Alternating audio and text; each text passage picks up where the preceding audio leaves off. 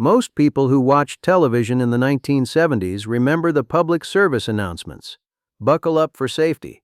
Don't drink and drive. But those ads existed precisely because almost nobody was doing those things. In 1972, a parent could drive the kids to school with a cigarette going, and the youngest loose in the back seat, then stop for a can of chlordane to kill the termites in the garage. 3 things. One ordinary errand, all now banned or restricted across most of the United States, and nobody thought twice. That was just how it was. This list has 100 of them. Number 85 quietly poisoned the air of every American city for decades. Number 45 only ended because one grieving mother in California started making phone calls. So hit subscribe and settle in, because here are 100 things that were completely normal in the 1970s but are illegal now. Number 100.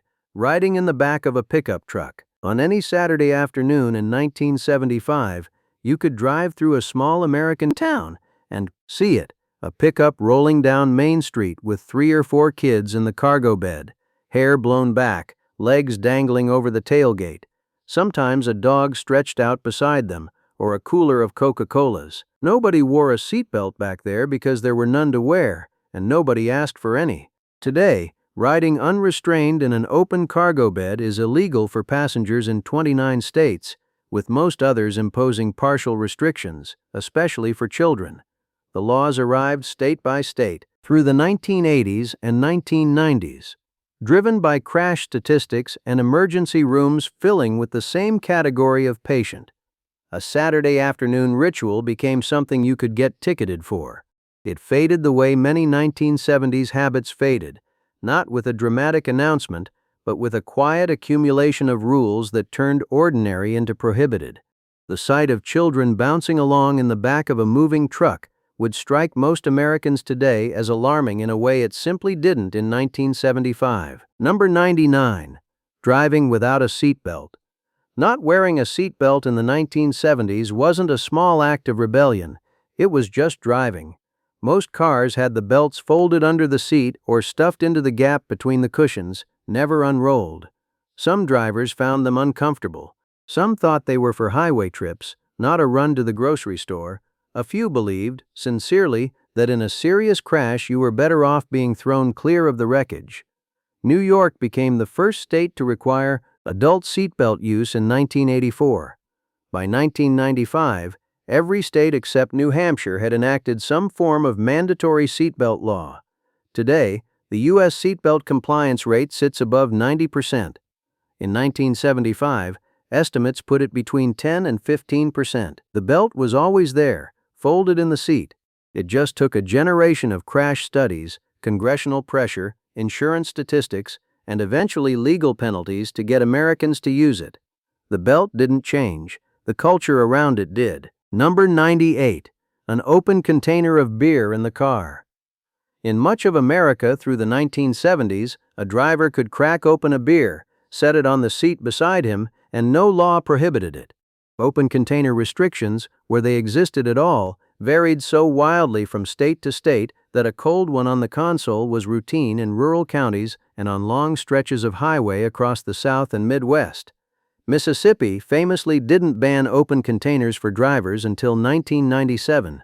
Louisiana still allows passengers to carry open drinks under certain conditions, one of the last holdouts.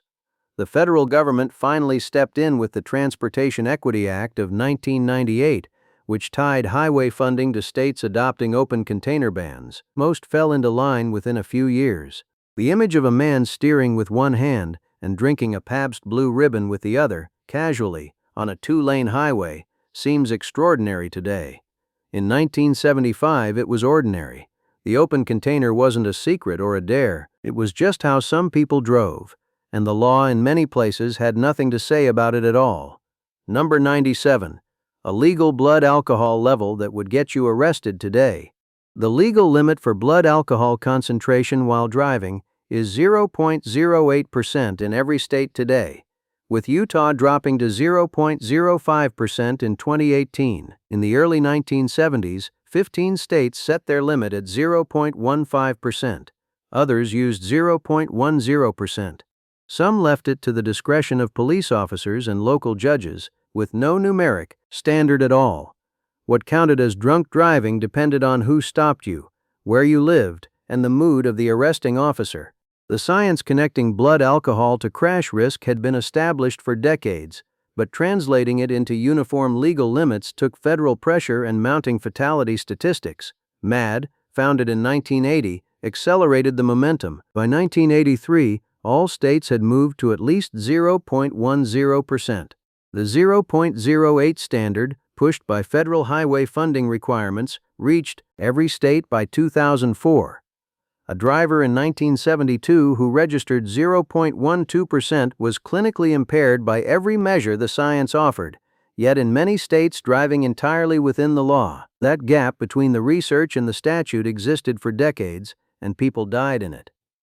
Number 96. Children riding without car seats. Through most of the 1970s, a parent loading a toddler into the car had two common options: a car seat that usually faced the child forward with minimal crash protection, or simply placing the child on the back seat, in the front, or on a parent's lap. Holding an infant on your lap in the front seat was common enough that it seemed natural, almost tender. You'd reach out an arm in a sudden stop, the way your parents had done. Tennessee passed the first law requiring child safety seats in 1978. By 1985, every state had followed. But required and correctly installed were different things, and the seat designs of that era offered a fraction of the protection modern seats provide. Engineering standards have tightened repeatedly since. The child who bounced around the back seat of a 1973 station wagon wasn't unusual. Neither was the child who ended up in the front footwell after a hard stop, and neither was treated as a systemic failure. The engineering, the legislation, and the culture hadn't caught up with each other. Eventually, imperfectly, they did. Number 95. Smoking on the plane. If you flew in the 1970s, you breathed cigarette smoke for the entire flight. Not just the back section, the whole plane.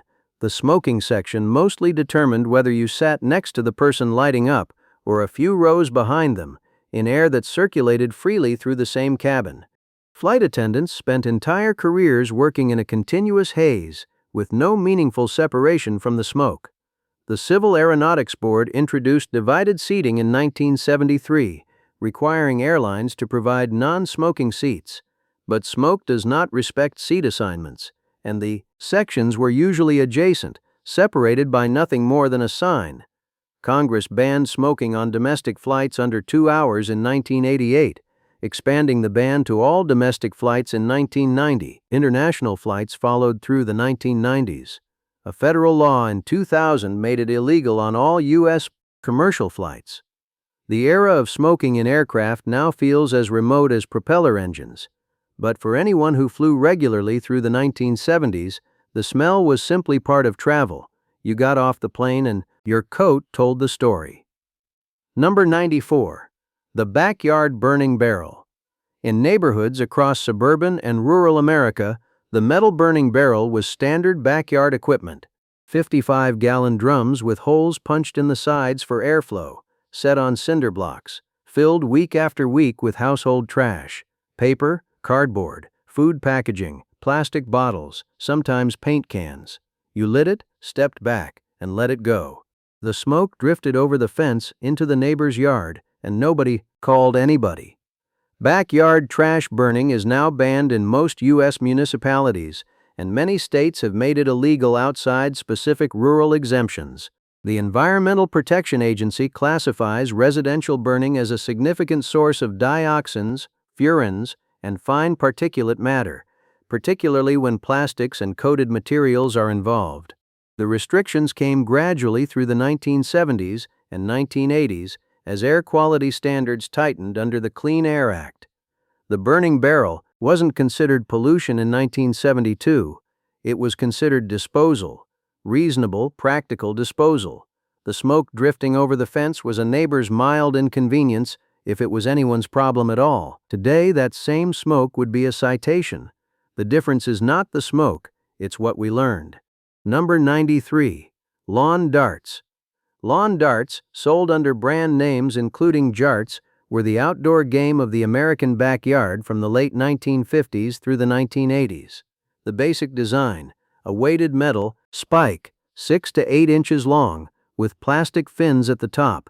You threw them in a high arc to land them inside a plastic ring target on the grass. The same design that made them aerodynamically satisfying also made them ideal for landing point first in whatever happened to be underfoot, including children who wandered into the trajectory. The Consumer Product Safety Commission banned the metal-tipped version in 1988 after a 7-year-old girl in California died from a head injury. The CPSC estimated at least 3 children had died from lawn dart injuries, while thousands more had been treated in emergency rooms. Through the 1970s, jarts sat in the garage alongside the croquet set and the badminton net, a family cookout staple. That a weighted metal spike arcing through the air above a lawn full of children was not considered a hazard says something specific about the risk tolerance of that era. Number 92. Chlordane for the termites. Ask a homeowner in 1971 what he used to treat the termites in his foundation, and the answer was usually the same: chlordane. The chemical was the dominant termiticide in the United States for decades. Pest control operators injected it into the soil around foundations, soaked crawl spaces, and treated lumber in new construction. It was effective. It lasted for years in the soil, and it was available at hardware stores in dilutable liquid concentrates. The EPA restricted chlordane for lawn and golf course use in 1978, suspended most agricultural applications by 1980, and banned it for all uses in 1988. The reason: chlordane is a persistent organic pollutant. It doesn't break down. It accumulates in fatty tissue through the food chain and has been linked to nervous system damage and certain cancers.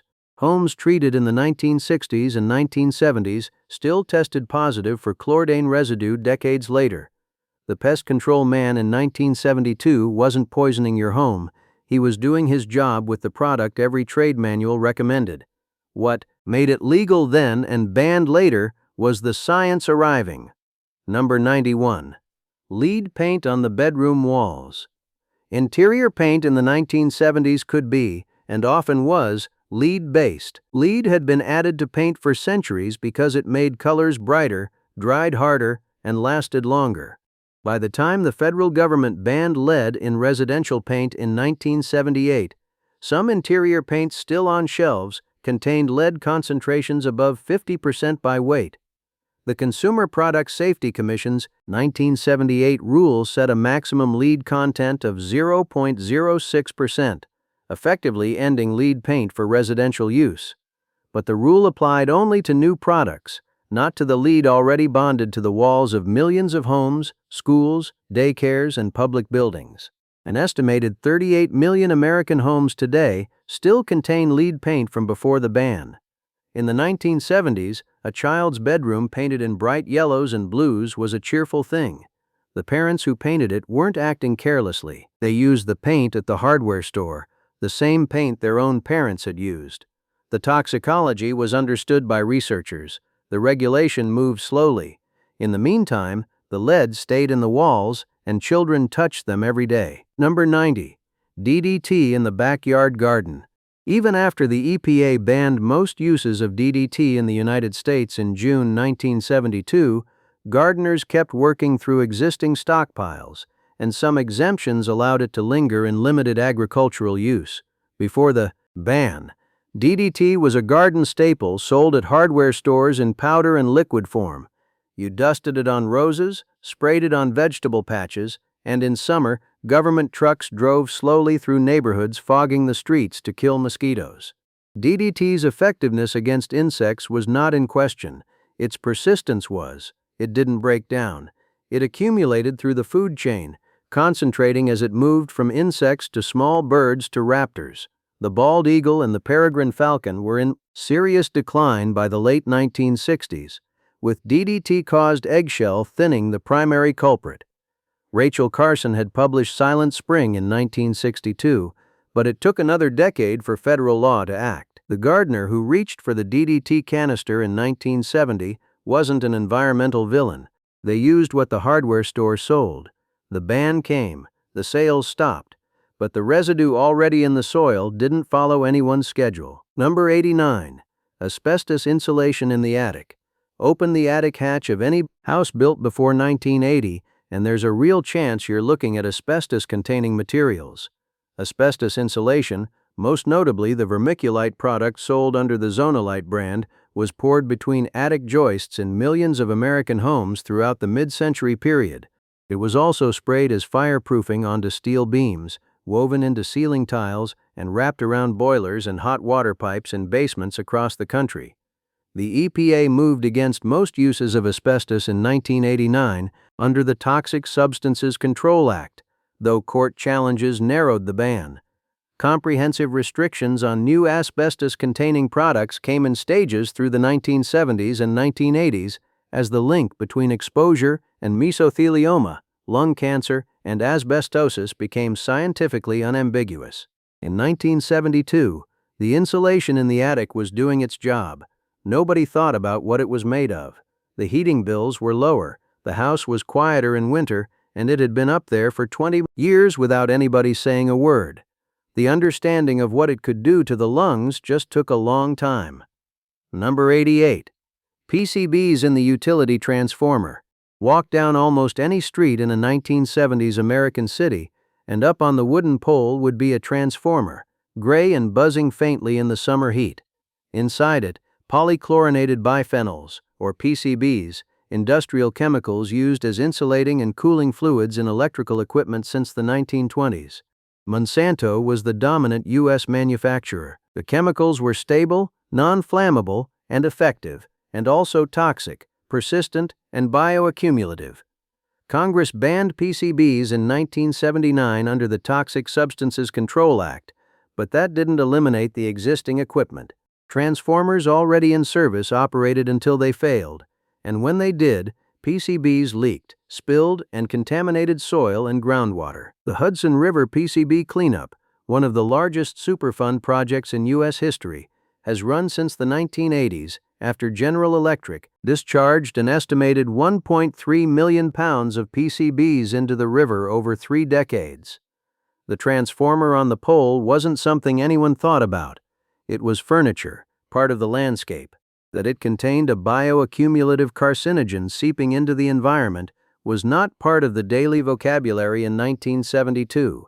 That came later, at great cost. Number 87. Red dye number 2 in everything red. Maraschino cherries, red candy, fruit punch, strawberry ice cream, pet food and lipstick and canned salmon. From the 1950s through January 1976, red dye number 2 was among the most widely used food colorings in the United States. It made things red. It was in so many products that you couldn't walk through a grocery store without consuming it multiple times a week without knowing it.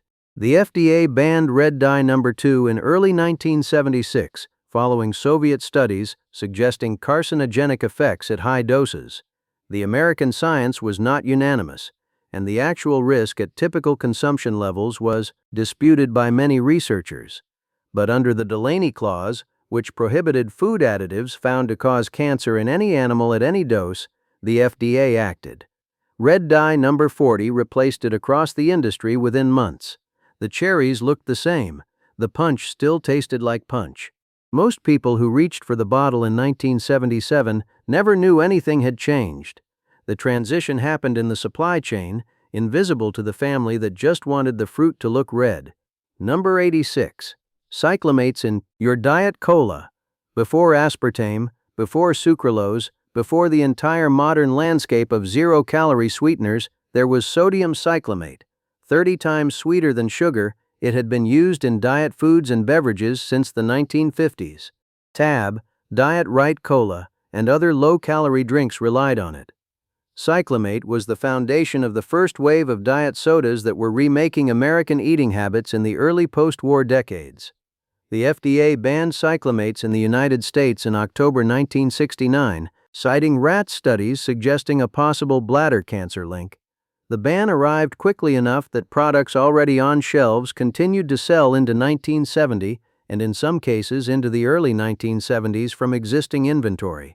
Cyclamates remain banned in the United States today, while Canada and more than 50 other countries still permit them. The diet soda of the early 1970s tasted slightly different from what replaced it, and if you read the label closely, the ingredient list changed. Most people weren't paying that kind of attention. They just knew the drink was sweet and low-calorie, and they kept buying it until the formulation quietly shifted underneath them. Number 85. Leaded gasoline. Pull into almost any service station in America in 1970, and the pump gave you a choice: regular leaded or premium leaded. A third option, labeled unleaded, had begun appearing in the late 1960s, but for the majority of American cars, leaded gasoline was the default. It had been since 1923, when the Ethyl Corporation introduced tetraethyl lead as an anti-knock additive, letting engines run more smoothly on higher compression fuel and refiners produce a more profitable product. What the Ethyl Corporation also knew, internally, by the early 1920s, was that tetraethyl lead was extraordinarily dangerous to those who worked with it. The first manufacturing plants saw workers convulsing on the factory floor, suffering hallucinations and dying. An internal General Motors report from 1924, the year leaded gasoline went on public sale, concluded that no one could then guarantee the safety of widespread public exposure. The gas went on sale anyway, and stayed on sale for more than 70 years. For 5 decades, every gasoline-powered vehicle in America burned lead and expelled it from the tailpipe. It settled into soil, roadside dust, and the bloodstreams of children who played near traffic. By the early 1970s, the Centers for Disease Control estimated the average American child carried a blood lead level of about 15 micrograms per deciliter. Today, the CDC considers 2 micrograms the level requiring clinical concern. What was normal for a child in any American city in 1972 would be classified as acute lead poisoning by current standards. The EPA began phasing out leaded gasoline in 1973, setting progressively lower lead content limits. The transition stretched across more than 2 decades, and leaded fuel for motor vehicles was finally and completely banned in the United States in 1996.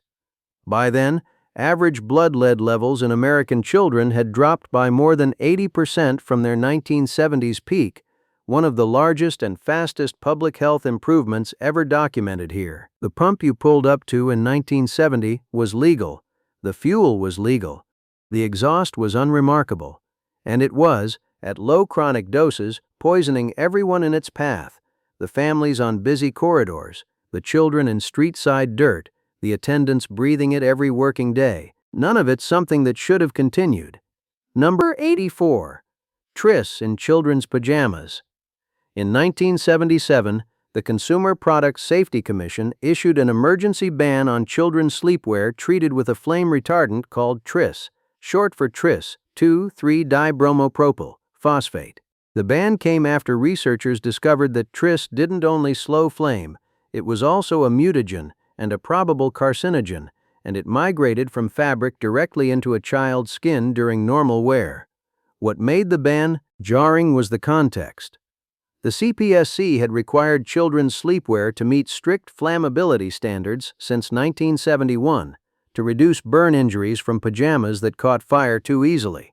The textile industry's response had been to treat fabric with Tris, a chemical fix the government had inadvertently mandated that turned out more dangerous than the problem it solved. Manufacturers recalled the sleepwear, reformulated, and moved on. The children who had worn the pajamas were already exposed. The episode became a standard case study in regulatory unintended consequences. A rule designed to protect children from fire created a different hazard through the act of complying with it. The pajamas looked exactly the same. They burned more slowly. Nobody had asked what else they were doing. Number 83. CFC aerosol sprays in every bathroom. In 1973, chemists Sherwood Rowland and Mario Molina published research demonstrating that chlorofluorocarbons, the propellants used in most aerosol products, could reach the stratosphere, where they reacted with and depleted ozone. Within 5 years, the United States, Canada, and Norway had banned CFCs as aerosol propellants. Rowland and Molina eventually shared the 1995 Nobel Prize in Chemistry for the work. But in 1973, before the ban, the aerosol can was at the height of its cultural dominance. Aquanet hairspray, Brute deodorant, Pledge furniture polish, Right Guard and Ban. Almost every spray product on the bathroom shelf and under the kitchen sink used chlorofluorocarbon propellants. The United States produced an estimated 3 billion aerosol cans per year in the early 1970s. The EPA banned CFC propellants in most aerosol applications in 1978. Manufacturers switched to hydrocarbon propellants like propane and butane, which carry their own concerns but don't attack stratospheric ozone. The product on the shelf looked the same afterward. The can felt the same. The chemistry happening 30 miles above your head was a different matter. Number 82. The 2,4,5-T weed killer along the fence line. 2,4,5-T, or 2,4,5-trichlorophenoxyacetic acid, was among the most widely used herbicides in the United States throughout the mid-20th century. Combined with 2,4-D, it formed Agent Orange, the defoliant sprayed across millions of acres in Vietnam. But it was also sold for domestic use, weed control on lawns, roadsides, and pastures, available at farm supply stores and garden centers under various commercial names. The problem with 2,4,5-T was not only the herbicide itself. The manufacturing process consistently produced a byproduct, dioxin, specifically 2,3,7,8-TCDD, now understood to be one of the most toxic organic compounds ever identified. It contaminated batches at varying concentrations, which meant the domestic weed killer a farmer sprayed along the ditch bank also contained trace amounts of a compound with no established safe exposure threshold. The EPA suspended most uses of 2,4,5-T in 1979 and banned all remaining uses in 1985. The farmer in 1971 who reached for the sprayer wasn't doing anything illegal or outside accepted practice. He was following the label instructions on a product sold and approved by the federal government.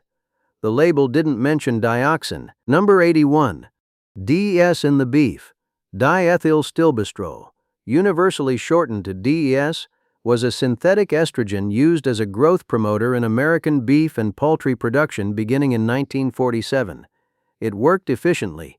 Cattle treated with DS gained weight faster, required less feed per pound of gain, and reached slaughter weight sooner. The economics were straightforward. By the mid-1970s, DS was in use in approximately 80% of American feedlot cattle. The FDA had fielded concerns about DS residues since the 1950s, but economic pressure from the livestock industry and the difficulty of establishing harm from trace residues delayed action for decades. The European community banned imports of U.S. beef raised with DS in 1968. The FDA withdrew approval for DS use in cattle in 1979, citing cancer risks under the Delaney Clause. A federal appeals court upheld the ban in 1980. The steak at the family dinner table in 1975 came, with near certainty, from a DS-treated animal. The growth hormone was invisible in the food, present only as traces nobody eating dinner could detect, until the regulatory record caught up with what the science had been saying for years. Number 80. High-phosphate detergents. Down every drain. Tide, Cheer, Bold, Fab, all. The detergents that American families poured into top-loading washing machines in the early 1970s shared a key ingredient: phosphates. Sodium trepolyphosphate softened hard water, prevented redeposition of soil on fabric, and made detergents far more effective in the mineral-laden tap water of most American homes. The suds were satisfying, the clothes came out clean, the phosphate went down the drain. Phosphates are nutrients for algae. Wastewater treatment in the 1970s wasn't reliably removing them before releasing water into waterways. When phosphate-rich effluent reached lakes and rivers, algae bloomed. The blooms depleted oxygen. Fish died. Lake Erie had been pronounced effectively dead by the press in the late 1960s, and phosphate loading from detergents was a primary contributor. Indiana banned phosphate detergents in 1972. Several states followed through the decade. Today, phosphate laundry and dishwasher detergents are banned or severely restricted in 47 states, and most major manufacturers reformulated before the legislation fully arrived. The clothes still come out clean. Lake Erie recovered. Number 79. The mercury thermometer in the medicine cabinet. Every medicine cabinet in America in the 1970s had one. The glass fever thermometer, thin and fragile, with its silver column of mercury that you shook down and slid under a child's tongue for 3 minutes. The procedure for a broken one, if there was a procedure at all, was to collect the mercury beads with a piece of paper and flush them down the toilet. That was the informal instruction passed around. Mercury thermometers are now illegal to manufacture in the United States under the Mercury Export Ban Act of 2008, and many states have banned their retail sale entirely. The reason is direct. Elemental mercury vapor is neurotoxic, particularly damaging to developing nervous systems. A shattered thermometer releases enough mercury to contaminate a small enclosed space if not handled with proper containment, and nobody in 1972 was handling a broken one with protective equipment. The thermometer wasn't dangerous intact, the fragility was the problem. Glass breaks, mercury rolls under the baseboard, and the medicine cabinet of 1975 held something that by today's standards would require a hazmat protocol to clean up safely. Number 78. Cigarette vending machines in every lobby. In the early 1970s, cigarette vending machines stood in hotel lobbies, diners, laundromats, bowling alleys, and hospital waiting rooms. Anyone tall enough to reach the coin slot could buy a pack of Marlboros, Cools, or Winstons without speaking to a single person. A determined 13-year-old with the right change could be smoking on the walk back to the booth. The machines weren't illegal. No federal law required age verification at a vending machine. State laws nominally prohibiting minors from buying tobacco existed in some form, but enforcement at an unattended machine was essentially impossible and rarely attempted. The machine didn't ask questions. Nobody expected it to. Federal regulations under the 1996 FDA rule on tobacco access attempted to restrict vending machines to adult-only venues, but courts struck down parts of those rules.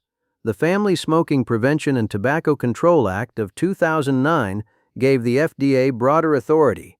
Today, cigarette vending machines are effectively prohibited in locations accessible to minors. The lobby machines that stood beside the phone booth and the candy machine are gone from most of America.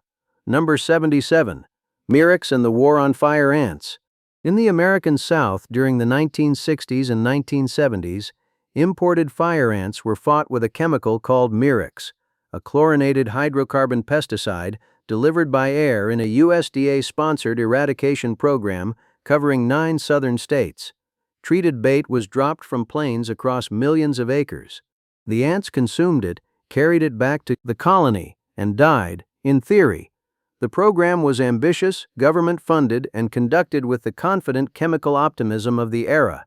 The EPA banned Murex in 1978. By then it was understood to be an extraordinarily persistent contaminant and a suspected carcinogen. It didn't degrade, it accumulated through the food chain, and it was turning up in the fatty tissue of fish, birds, and humans far from any treatment area. The fire ants, meanwhile, proved deeply resistant and have kept expanding their range across the South and into the West.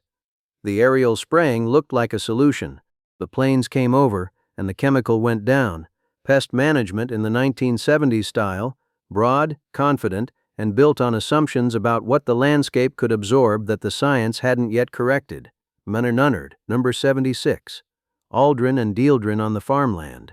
Aldrin and dieldrin were 2 of the most heavily applied agricultural pesticides in the United States through the 1960s and into the 1970s. Shell Chemical produced and marketed them primarily for soil insect control in corn and cotton fields, and for termite treatments in and around buildings. Affordable, effective, and widely distributed, they were standard tools of American farm management for 2 decades. The EPA canceled most uses of aldrin and dieldrin in 1974, citing strong evidence of carcinogenicity and exceptional persistence in both soil and living tissue. Aldrin converts to dieldrin inside soil microorganisms and inside animals that consume it, and both accumulate through the food chain. Studies in the early 1970s found dieldrin in the breast milk of American women with no occupational exposure, the residue of a typical American diet over years. The farmer who applied aldrin to his cornfield in 1970 was using a government-approved, actively recommended product. The approval was canceled 4 years later as the research caught up. What accumulated in the soil and food chain did not change when the regulatory status did. Number 75. Riding a motorcycle without a helmet. Whether you needed a helmet on a motorcycle in the 1970s depended almost entirely on which state you were riding through. But when Congress removed that funding incentive in 1976, states began repealing their laws, framing the requirement as government overreach into personal decisions about personal risk. Today, 19 states and the District of Columbia require helmets for all motorcycle operators and passengers. 28 states require them only for riders below a specific age. 3 states, including Illinois and Iowa, have no universal helmet law for adult riders. The motorcyclist in 1975 who rode bareheaded on a summer highway wasn't necessarily doing anything illegal, and depending on the state, they still aren't. The argument that a helmet law overrides individual judgment about personal risk has never fully lost its political force, which is why the helmet law map still looks the way it does. Madame Tiransithid. Building a home without smoke detectors. Through most of the 1970s, a contractor could frame a house, wire it, plumb it, and hand over the keys without installing a single smoke detector. Whether your new house included one depended on whether your builder thought to mention it or whether you asked. The National Fire Protection Association's residential code began incorporating smoke detector requirements in the mid-1970s, and states and municipalities adopted them at varying speeds through the late 1970s and 1980s. Today, all 50 states require smoke detectors in new residential construction, and most require retrofitting in existing homes at the time of sale or major renovation. The house completed in 1971 without a smoke detector was built to the code of its time. If it is still occupied today, the detectors inside it were added later by owners who understood that the standards had changed. The original standards assumed fire detection was a matter of personal choice, not legal requirement. Number 73. Heptachlor on the harvest. Heptachlor was another member of the chlorinated hydrocarbon pesticide family that gave American agriculture both its post-war productivity and its post-war contamination record. Applied as a soil insecticide on corn and grain crops and used in termite control, it was a standard agricultural tool through the 1960s and into the 1970s. The most significant domestic incident occurred in Hawaii in 1982, when heptachlor was found in fluid milk at levels well above federal limits after dairy cattle consumed heptachlor-treated pineapple plant material fed as silage. The contamination required the destruction of thousands of animals and a broad milk recall across the state. The EPA had already canceled most agricultural uses in 1978. The rest were phased out through the 1980s. Heptachlor is now banned in the United States. Like its chemical relatives, it persists in soil and accumulates in fatty tissue through the food chain. Fields treated in the 1970s still carry trace detectable levels decades later, a record of applications made under a legal framework since dismantled. Number 72. DDT, the spray that was everywhere. Swiss chemist Paul Muller discovered DDT's insecticidal properties in 1939 and received the Nobel Prize in 1948. DDT had saved millions of lives during World War II by controlling malaria and typhus among troops and refugees. Through the 1940s, 1950s, and into the 1960s, it was sprayed on almost everything: crops, marshes, beaches before tourist seasons. Government trucks fogged whole neighborhoods on summer evenings as children ran through the mist, a service nobody questioned. Rachel Carson's Silent Spring, published in 1962, changed the conversation by documenting DDT accumulating up the food chain from insects to small birds to raptors. The bald eagle, the national symbol, was in serious decline by the early 1960s, its eggshells thinned by DDT metabolites, to the point that nesting, females crushed them under their own weight. The peregrine falcon had nearly vanished from the eastern United States. EPA Administrator William Ruckelshaus banned DDT for most uses on June 14, 1972, overriding his own administrative law judge, who had concluded after 7 months of hearings that it should not be banned. The bald eagle, down to fewer than 500 nesting pairs, grew to more than 10,000 pairs by its delisting in 2007. The peregrine falcon was delisted in 1999. DDT remains detectable in the fatty tissue of people born decades after the ban. Number 71. Toy guns that were indistinguishable from real ones. Through the 1970s, toy gun manufacturers competed on realism. Metal cap pistols finished in blued steel, revolvers weighted to feel like their functional counterparts, and toy rifles with no meaningful visual distinction from actual firearms sat on store shelves and appeared under Christmas trees. The idea that a police officer might be unable to quickly tell a toy from a weapon hadn't entered the design conversation. The Toy Imitation Firearms Act of 1988 required all toy guns manufactured or imported into the United States to include a blaze orange plug permanently affixed to the barrel muzzle. The legislation followed a series of incidents, some fatal, in which officers or members of the public encountered people carrying toy weapons that could not be quickly identified as toys under emergency conditions. Poor lighting, distance, high stress.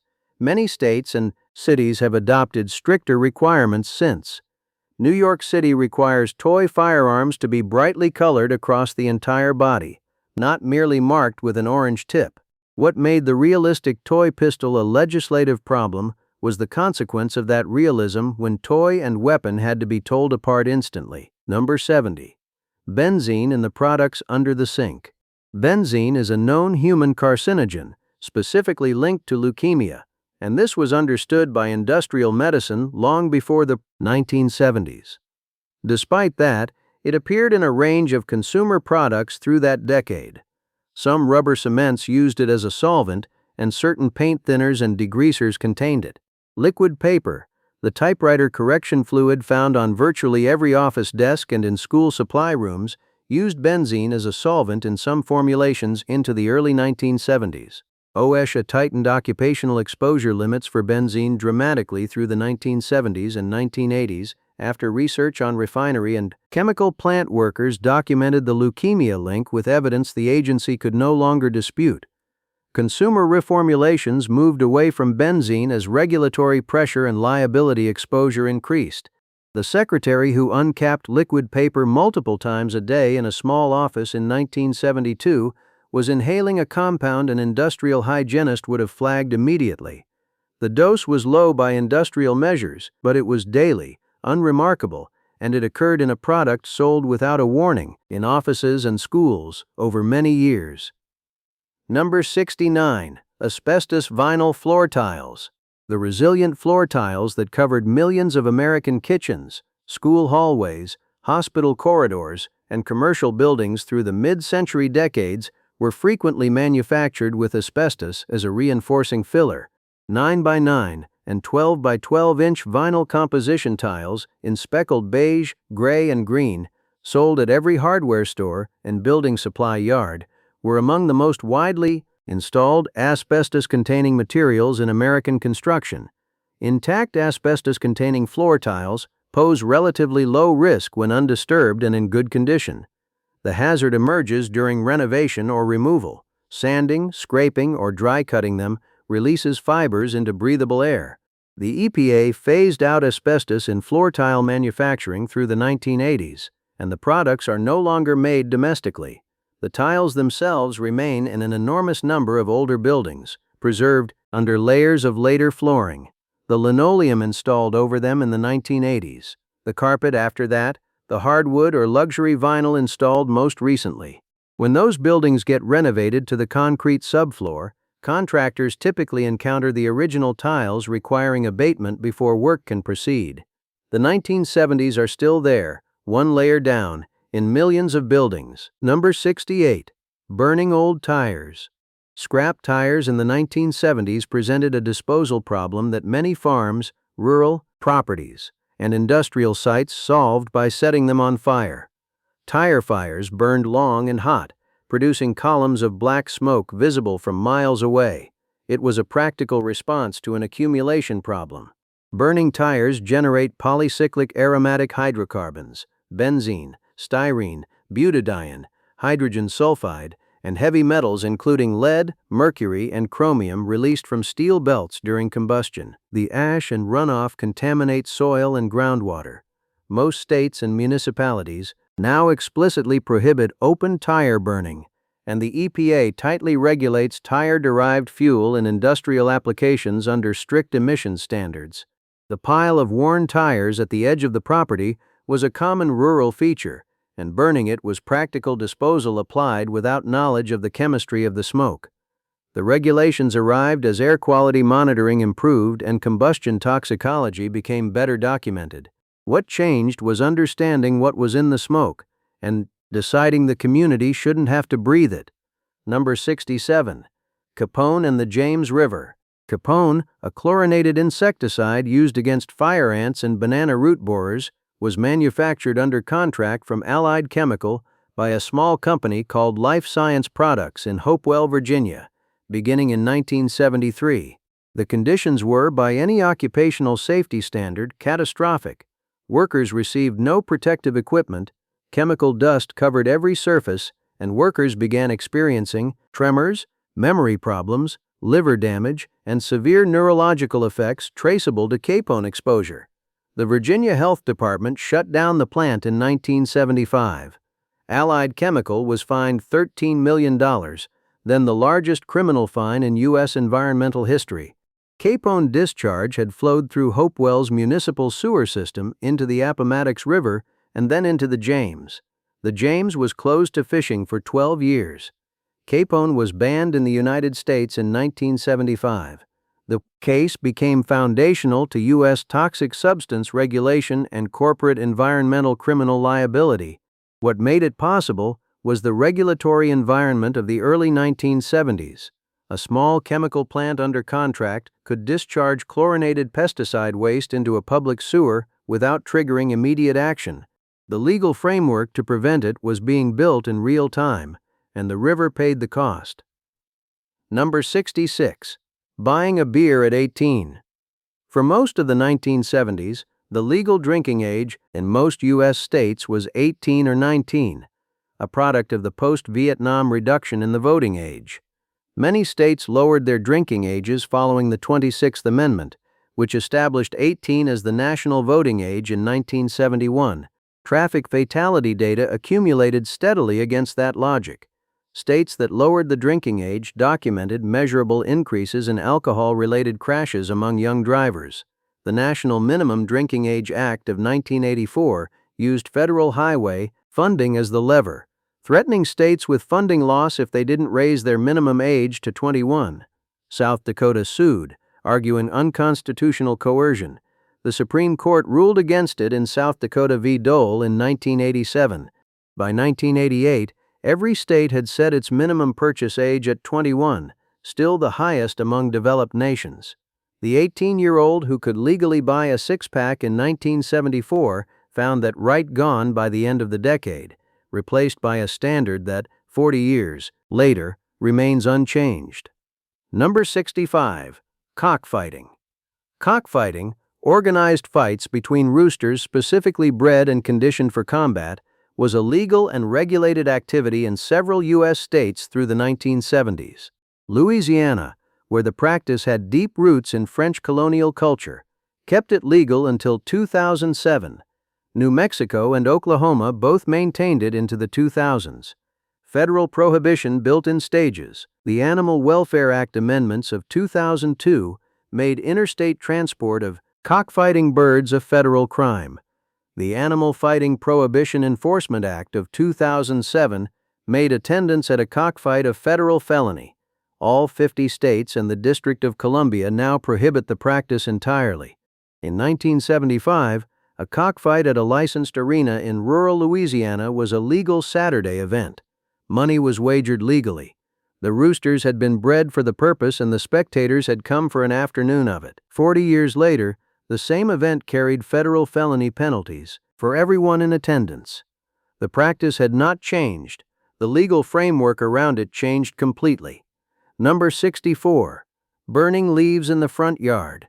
The smell of burning leaves is one of the most persistent sensory memories of American suburban autumn for anyone who grew up in the 1960s or 1970s. Raking the yard into long rows, walking along with a burning handful of newspaper to start the pile, watching the smoke drift up into still October air. Neighbors burned on the same afternoons. The whole street smelled like it for an hour, and nobody complained because everyone was participating in the same ritual. Leaf burning is now prohibited in most U.S. municipalities and banned or severely restricted by most states. Clean Air Act standards have been progressively tightened since the 1970s, and modern air quality monitoring can measure the localized particulate matter that residential leaf burning creates in ways 1970s equipment could not. The bans arrived gradually through the 1980s and 1990s, first in larger cities, then suburbs, then most municipalities. The practice continues in rural areas where enforcement is limited.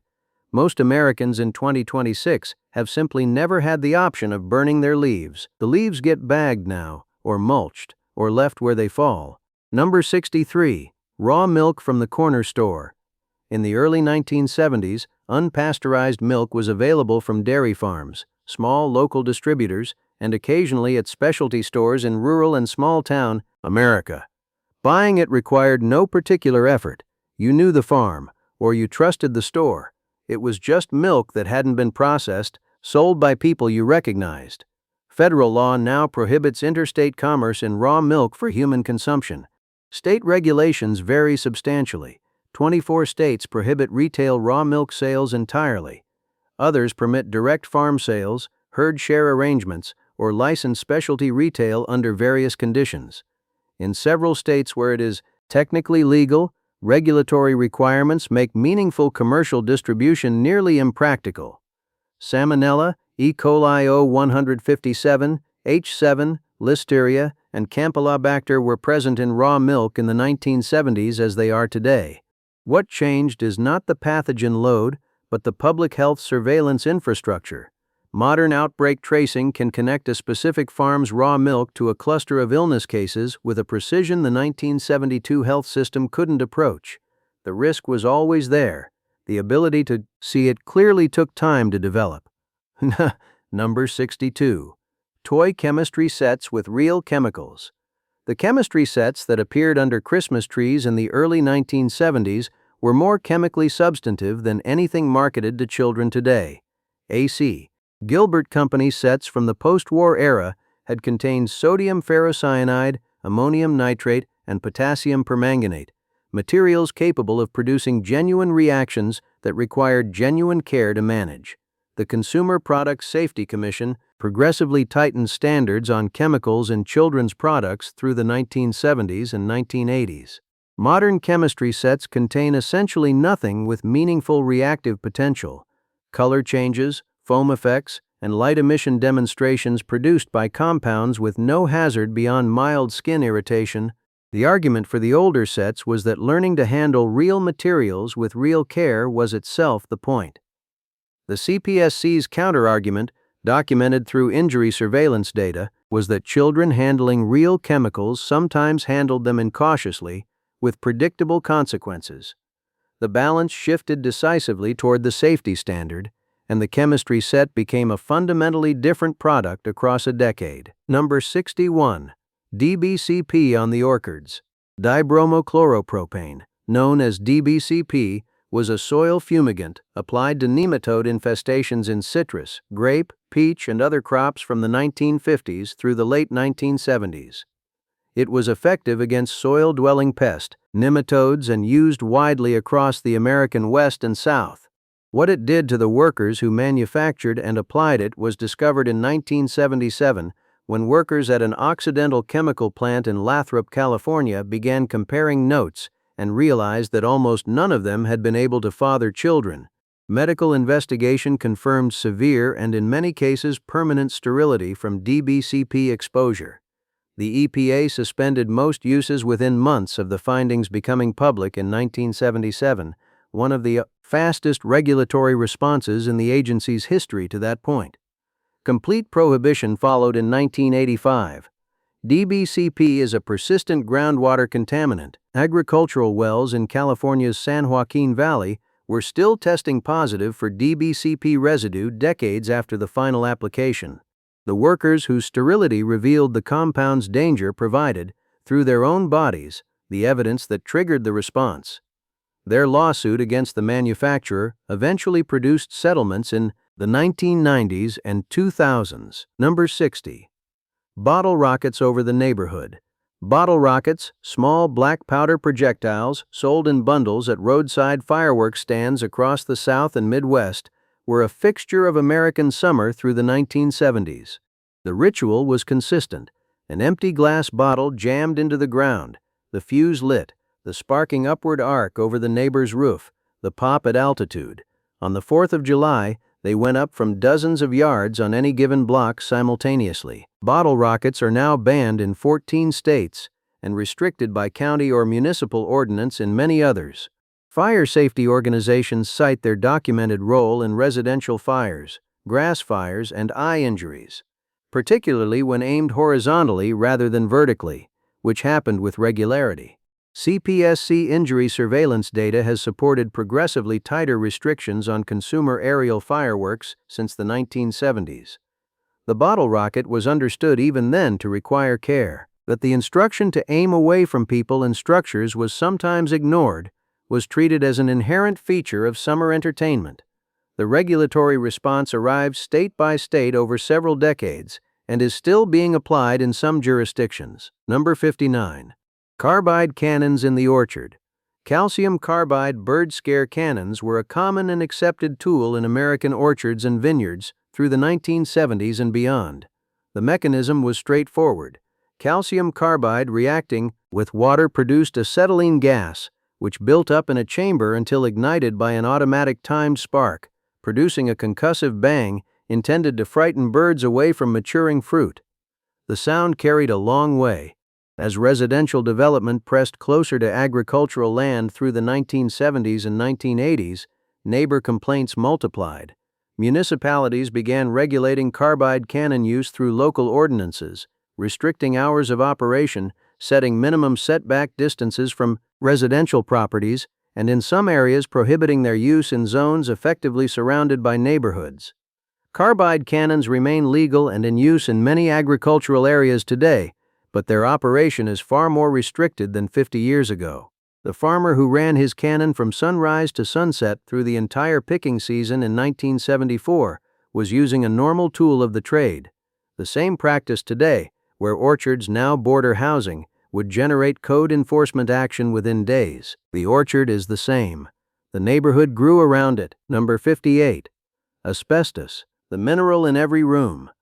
Asbestos is not a single mineral, but a commercial term covering 6 naturally occurring silicate minerals that share the property of separating into thin, flexible, heat-resistant fibers. Chrysotile, the most commonly used form, was incorporated into building materials, automotive components, consumer products, and industrial applications so thoroughly that by the mid-20th century it was difficult to find a room in an American building certain to contain no asbestos.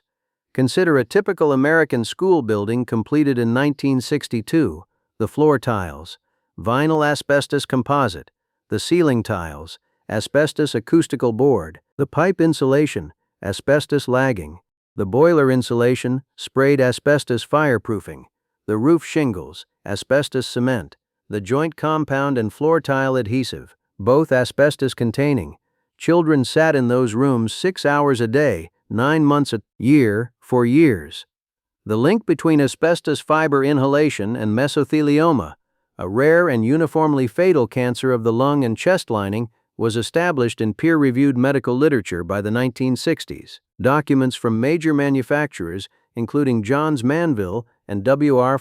Grace, produced through discovery, showed that executives understood the fatal consequence of exposure and kept selling the products. The EPA banned spray-applied asbestos materials in 1973 and moved against wet-applied asbestos in 1975. A comprehensive ban attempted in 1989 under the Toxic Substances Control Act was largely overturned by a federal appeals court in 1991, which found the EPA had not adequately weighed costs and benefits. In 2024, the EPA finalized a rule banning chrysotile asbestos under a strengthened reading of TSCA authority, the closest the United States has come to comprehensive prohibition. Mesothelioma has a documented latency period of 20 to 50 years between exposure and diagnosis. Workers exposed in shipyards, insulation work, construction, and school maintenance in the 1970s were still being diagnosed and dying in the 2010s and into the 2020s. The school from 1962 still has those floor tiles, pipe wraps, and boiler insulation somewhere in it. Managed in place because removal is expensive and intact asbestos is considered lower risk than disturbed asbestos. It does not become harmless with age. It waits for the renovation that requires an abatement contractor before the work can begin. Number 57. Phosphate dishwasher detergents. Phosphate restrictions hit laundry detergents first, but automatic dishwasher detergents held out longer. As dishwashers became standard household appliances through the 1960s and 1970s, the detergents formulated for them relied heavily on phosphates not only for cleaning performance, but to prevent etching of glassware and spotting on dishes in hard water. Consumer testing consistently showed phosphate dishwasher detergents outperformed reformulated alternatives in head-to-head comparisons. A wave of state-level bans began in earnest in 2010, when 17 states enacted restrictions. Consumer reaction was swift. Dishes weren't coming clean, glasses were filming over, and retailers near state borders reported customers crossing over to buy the phosphate versions still legally available next door. Major manufacturers eventually reformulated their national product lines rather than maintain separate regional formulations. The environmental case mirrored the laundry detergent argument. Phosphate entering wastewater and ultimately waterways accelerates algal growth and oxygen depletion. The balance between dish cleaning effectiveness and downstream water quality was ultimately set by regulation rather than market preference, as it had been with laundry detergents a generation earlier. Number 56. Diazinon on the lawn. Diazinon was the standard residential lawn insecticide across the United States through the 1980s and into the 1990s. Available at every garden center and home improvement store under multiple brand names, it was applied to grass to control grubs, ants, chinch bugs, and various turf-feeding insects. The EPA began restricting diazinon's residential uses through the 1980s, with particular focus on its acute toxicity to birds. Waterfowl mortality events associated with applications on golf courses and residential lawns were documented at multiple locations through the decade. The agency reached agreement with the manufacturer to phase out all residential turf uses by December 2004, with retail sale ending that year. Diazinon remains registered for certain agricultural uses today but is no longer available for residential lawn application anywhere in the United States. The homeowner in 1978 who spread it across the yard on a Saturday morning was doing something sold at every garden center, recommended by county extension services, and entirely routine. The same application today would be an illegal use of a restricted pesticide. Number 55. Hitchhiking on the interstate. Hitchhiking was a broadly accepted mode of transportation in the United States through the 1970s, particularly among young adults, college students, and military personnel traveling between bases. Thumb extended on the on-ramp, a hand-lettered sign showing the destination, a pack leaning against the guardrail.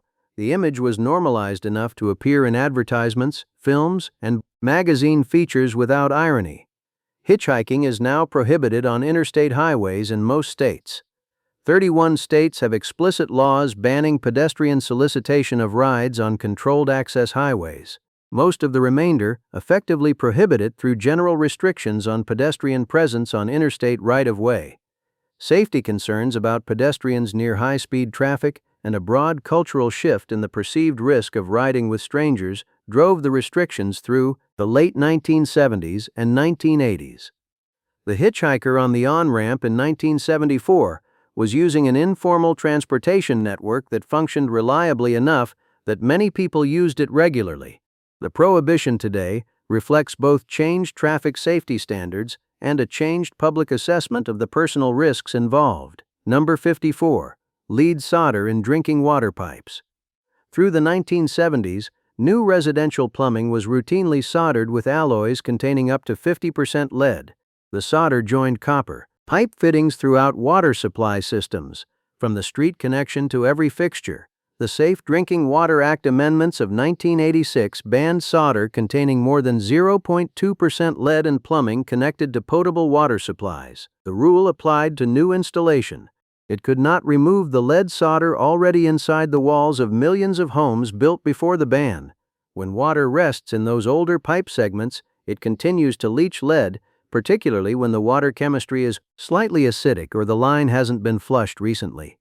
The plumbing in the house built in 1972 was installed correctly to the code of 1972, and the lead it contains is still there, behind the drywall, soldering every joint. The recurring municipal advice to run the cold tap for a minute before drinking from older fixtures exists specifically because of what the standard practice of 50 years ago left inside those walls. Number 53. Backyard pools without required fencing. Through the 1970s, homeowners who installed in-ground or above-ground swimming pools in most U.S. jurisdictions were under no legal obligation to install perimeter fencing.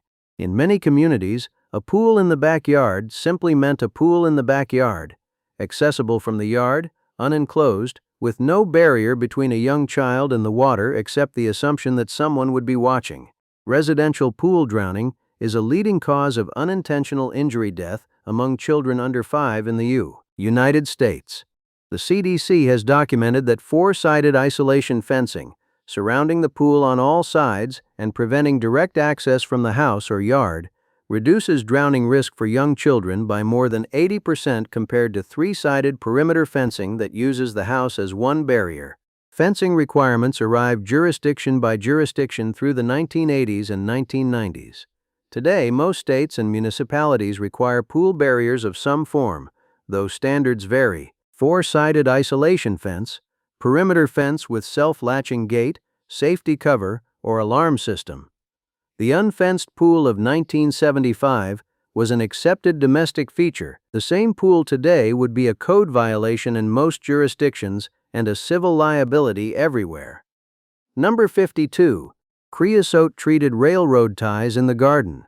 Creosote, a complex mixture of hundreds of chemical compounds derived from coal tar, has preserved wood against rot and insects since the 19th century. Railroad ties, utility poles, and marine pilings treated with creosote were standard infrastructure through the 20th century.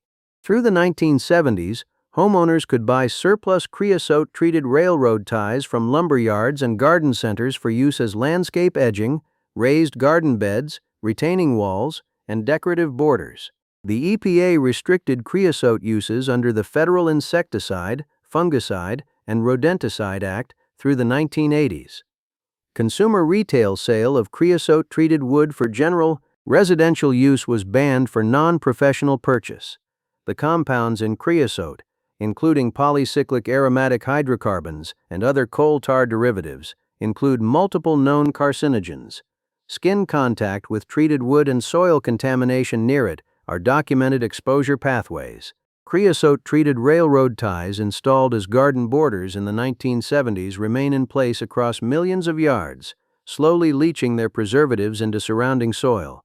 The edging that looked practical and rugged in 1975 is now an EPA-restricted material for new residential application, sitting where it was placed decades ago, still leaching what it always leached. Number 51. Industrial waste flowing directly into the river. The Cuyahoga River in Cleveland caught fire in June 1969. Oil slicks and industrial chemical waste on the surface ignited, and the river burned. It was not the first time. The Cuyahoga had caught fire at least 13 times since 1868. The 1969 fire was, by historical standards, a minor one, lasting only about 30 minutes, but photographs ran in Time magazine, and the image of a burning river arrived at the precise moment when environmental awareness was building into political force. Before the Clean Water Act of 1972, industrial discharges into navigable waters were largely unregulated at the federal level. A factory discharging chemical waste directly into a river was doing something legal in most circumstances, within a permit framework that prioritized productivity over water quality. The Clean Water Act established the National Pollutant Discharge Elimination System permit framework and set enforceable water quality standards. The Cuyahoga now supports recreational boating and sport fishing. Lake Erie, declared biologically dead in the late 1960s, recovered. Using rivers as industrial sewers was not reckless in 1970 by the legal standards of that moment. It was simply what factories did, because nothing required them to stop. Number 50. Corporal punishment in public schools. Through the 1970s, corporal punishment in American public schools was not only legal but common. In most states, principals and teachers could paddle, strap, or otherwise physically discipline students for behavioral infractions. The paddle on the principal's office wall was a familiar fixture, understood as a real and regularly used instrument. Parental notification was rarely required, and student consent was not a consideration. In Ingram v. Wright in 1977, the Supreme Court ruled that corporal punishment in public schools does not violate the Eighth Amendment's prohibition on cruel and unusual punishment, leaving regulation to the states. They acted at widely varying speeds. Today it is banned in public schools in 31 states and the District of Columbia. 19 states still permit it, concentrated in the South and rural Midwest, though use has declined sharply even where it remains legal. For the student in 1975, wherever they happened to be enrolled, the possibility was real, and the authority was unquestioned. Number 49. Hexachlorophene in baby nurseries. Fisohex was a pink liquid antibacterial cleanser used throughout American hospitals, widely adopted in newborn nurseries during the 1950s and 1960s to control staphylococcal infections. Babies were bathed in it routinely. It was also sold for home use and recommended by pediatricians for infant skin care. Its effectiveness against staph was real and documented.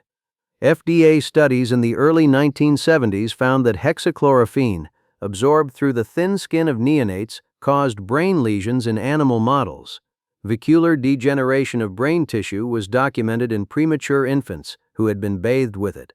The FDA moved to restrict it in 1972, requiring a prescription for products above 0.75% and banning it in general cosmetics and non-prescription baby products. The practice of routinely bathing newborns in the cleanser ended, and the home products disappeared from shelves. It had been genuinely protective against one hazard while creating another the safety evaluation process had not caught. The babies bathed in Fisohex in 1970 were cared for by nurses following the best practice of the time. Number 48. Smoking inside hospital rooms. In American hospitals through most of the 1970s, patients who smoked could smoke, not in a designated outdoor area reached by elevator and wheelchair, in their hospital beds. Nurses smoked at the nursing station. Doctors lit up in their offices and in the hallways between rounds. Gift shops sold cigarettes. The cafeteria had a smoking section. The irony was not invisible at the time. A patient recovering from a heart attack or respiratory illness could, and often did, continue to smoke during their stay, and the physician treating them might smoke during the consultation. No policy prevented it. Hospital smoking restrictions arrived gradually through the 1980s, accelerated by the 1990 Joint Commission on Accreditation of Healthcare Organizations requirement that accredited hospitals be smoke-free by December 1993.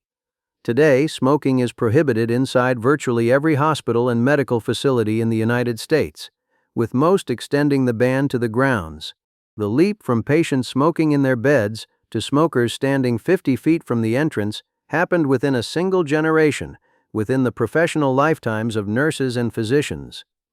Number 47. Carbon tetrachloride as a household cleaner. Carbon tetrachloride was a common household solvent in the mid-20th century. Sold under various brand names, it was used as a fabric spot remover, a degreaser for mechanical parts, and a dry cleaning agent. It was also the fluid in the carbon tet fire extinguishers common in American homes and offices through the 1950s and 1960s. Carbon tetrachloride is a potent hepatotoxin and a probable human carcinogen. It damages the liver acutely at relatively low concentrations and causes kidney damage as well. The FDA banned its use in household products and drugs in 1970, and the EPA has regulated it as a hazardous air pollutant and water contaminant.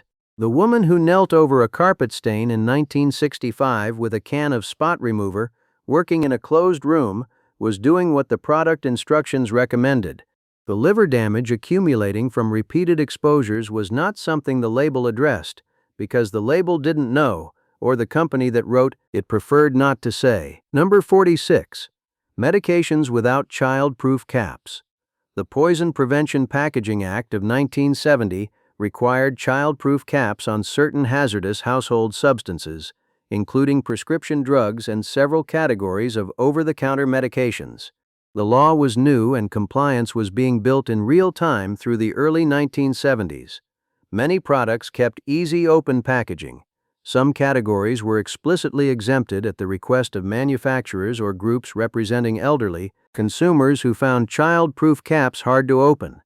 Before the PPPA, the medicine cabinet in a 1960s home held aspirin, sleeping tablets, and prescription drugs in bottles with simple caps a toddler could open. Aspirin poisoning was among the leading causes of accidental childhood death.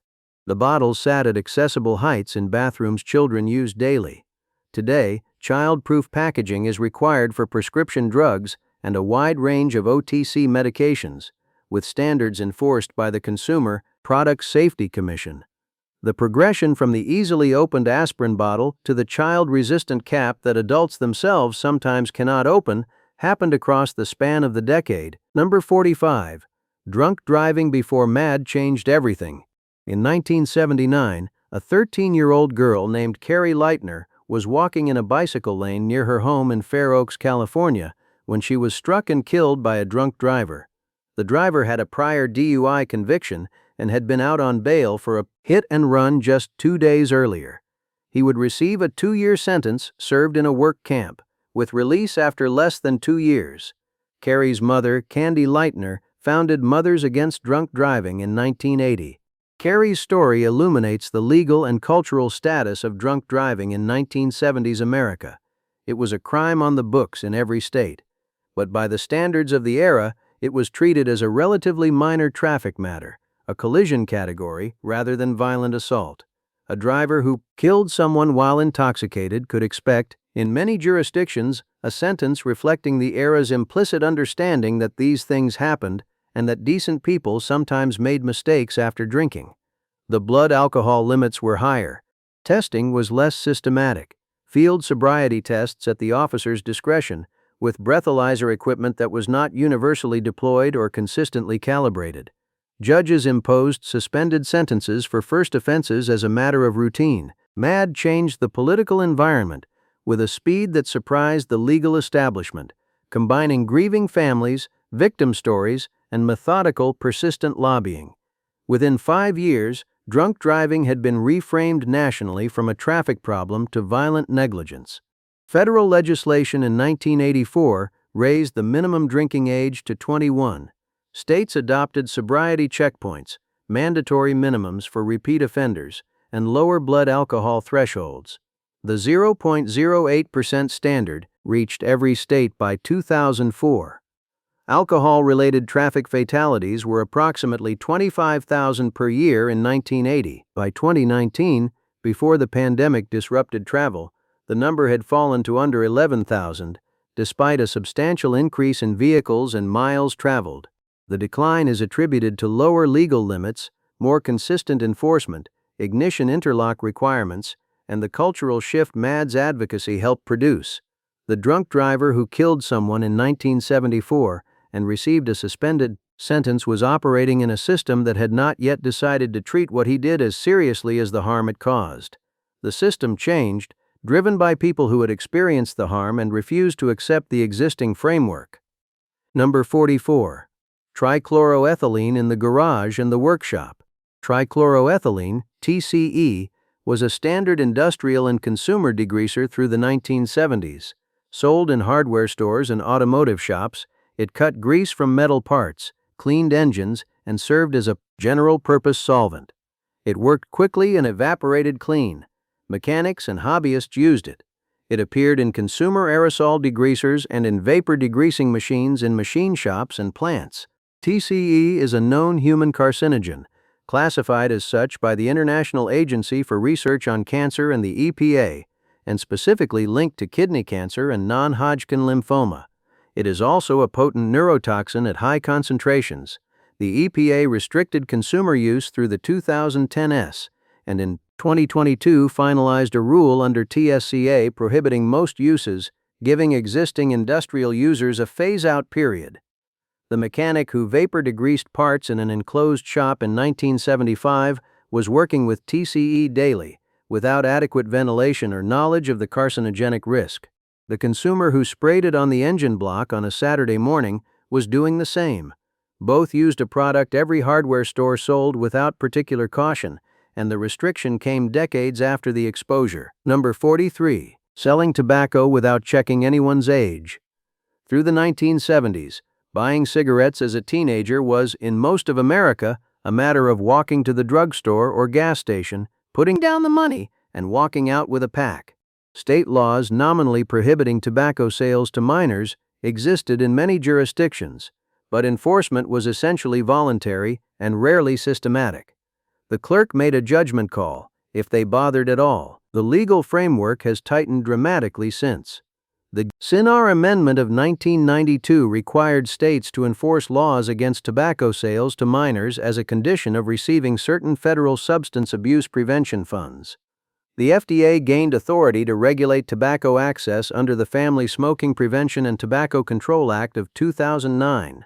Today, retailers face meaningful federal penalties for selling tobacco to anyone under 21, the minimum age set in 2019.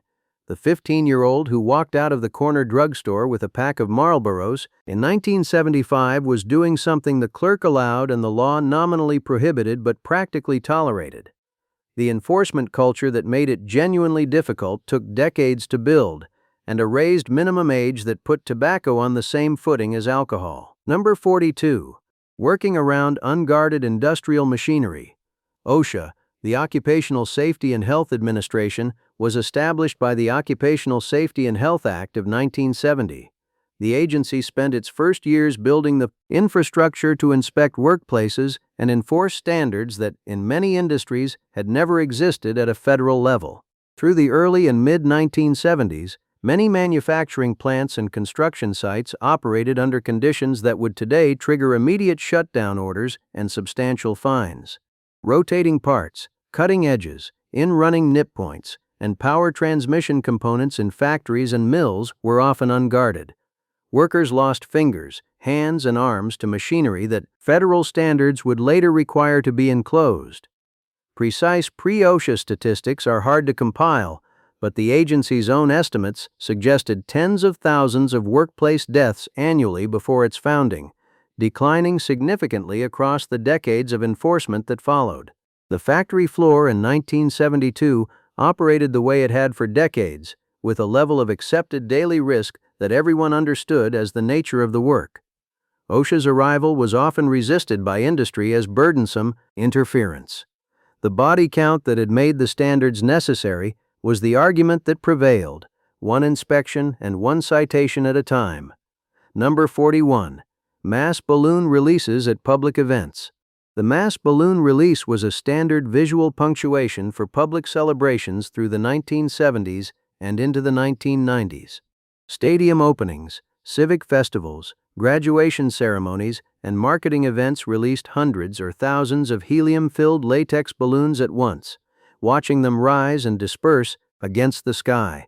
It looked festive. Nobody tracked where they went afterward. They land in oceans, lakes, and fields. Marine animals and seabirds ingest deflated balloons or become entangled in the ribbons. The mylar balloons that replaced latex in many applications are not biodegradable and cause power outages when they contact utility lines. 11 states now ban or restrict large-scale balloon releases. The balloon release of 1975 was a celebration. Nobody was thinking about where 10,000 latex balloons would come down 2 hours later, or what a loggerhead sea turtle would make of one floating on the Atlantic. The connection between the spectacle and the consequence downstream became part of the conversation slowly, as marine biologists documented the ingestion data, and the image of a dead sea turtle with a balloon in its gut acquired political weight. Number 40. Dumping used motor oil down the storm drain. Used motor oil was a disposal challenge for the American household in the era of the home oil change. Through the 1970s, when many men changed their own oil in the driveway, the question of what to do with it was often resolved informally. Pour it on the dirt to suppress weeds, empty it into the storm drain, or dump it at the back of the vacant lot. Service stations sometimes did the same on a larger scale. Dumping used oil is now prohibited under federal law, specifically the Clean Water Act and the Resource Conservation and Recovery Act, which treat used oil as a hazardous waste when improperly disposed of. A gallon can contaminate 1 million gallons of drinking water. States have established collection programs, and most auto parts retailers and quick lube shops accept used oil for recycling free. The man who drained his crankcase into a coffee can and poured it down the storm drain in 1974 was not unusual, and what he did was not a crime in most jurisdictions then. The connection to the contamination of a municipal watershed wasn't visible from the driveway. It became visible as monitoring improved and the regulatory framework caught up to the chemistry. Number 39. Open landfills without protective liners. The municipal solid waste landfill of the 1970s was, in most jurisdictions, an open dump with a fence. Refuse arrived, was spread, sometimes compacted, and left to decompose. There were no compacted clay liners, no synthetic membrane barriers, no leachate collection systems to keep contaminated liquid from migrating down into the groundwater. There were fires. There were odor complaints, there were gulls.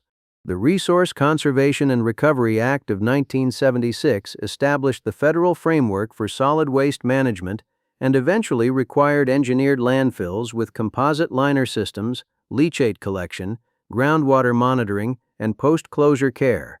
The EPA's municipal landfill criteria, implemented through the 1980s and formalized in 1991, set the standards modern landfills must meet. Open dumps were prohibited.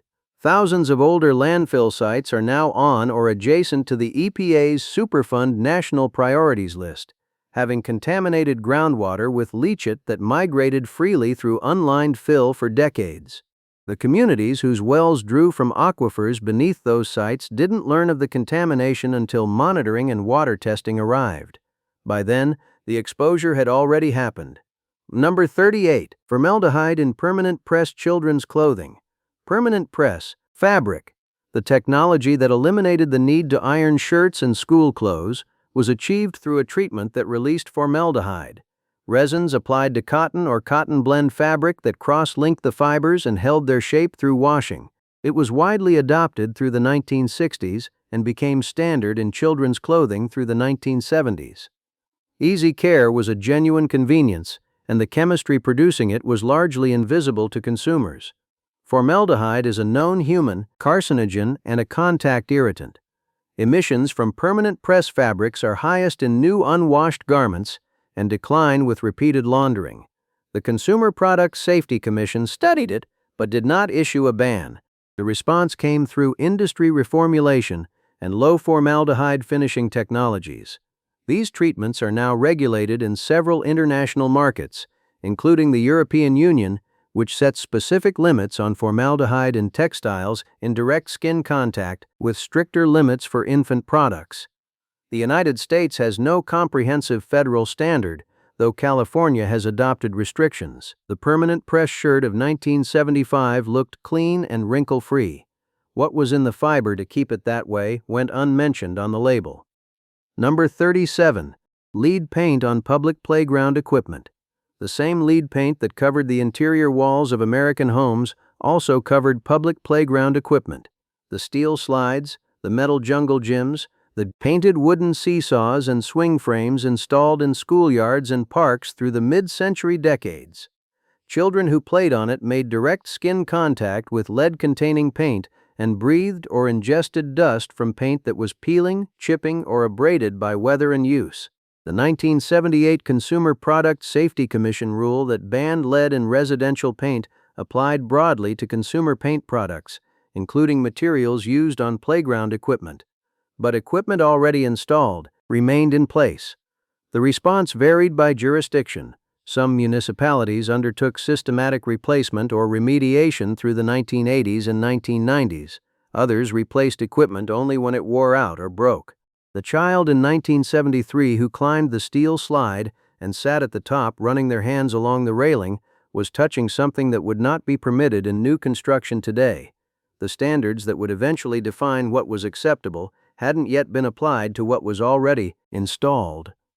Number 36. Pentachlorophenol wood preservative for home use.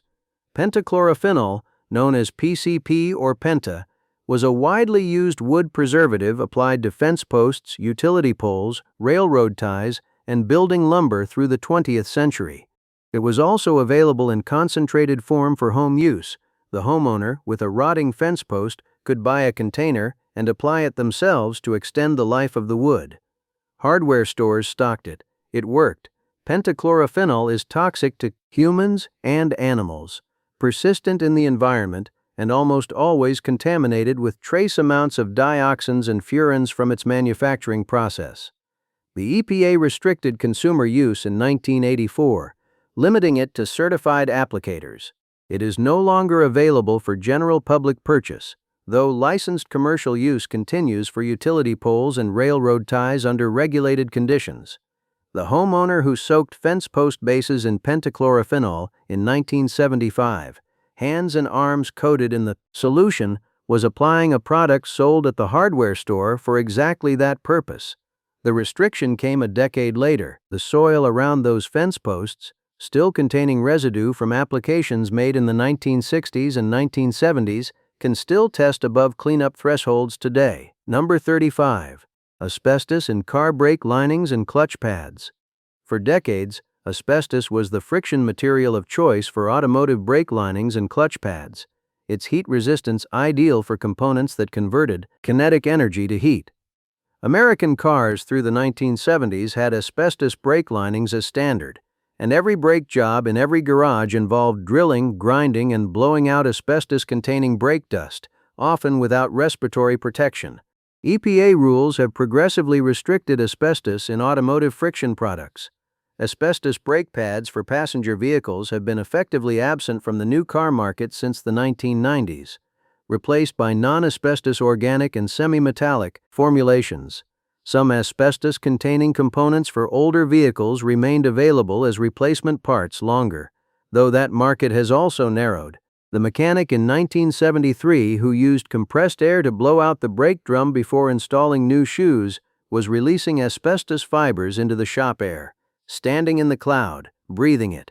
It was the standard technique, with no respiratory protection. The mesothelioma diagnoses appeared decades later, in the 1990s and 2000s, in men who had done that job every working day of their careers. Number 34. Polybrominated biphenyls in livestock feed. In 1973, a Michigan Chemical Corporation worker accidentally substituted a bag of Firemaster BP6, a polybrominated biphenyl flame retardant, for Nutrimaster, a magnesium oxide livestock feed supplement stored in similar bags. The contaminated supplement was shipped to a feed cooperative and mixed into livestock feed that went to farms across Michigan. By the time the contamination was identified in 1974, an estimated 9 million chickens, 30,000 cattle, 5,000 hogs, and 1,500 sheep had consumed it. The animals were destroyed. Farmers who had consumed contaminated milk and meat before the recall were found to have measurable PBB levels in their body fat.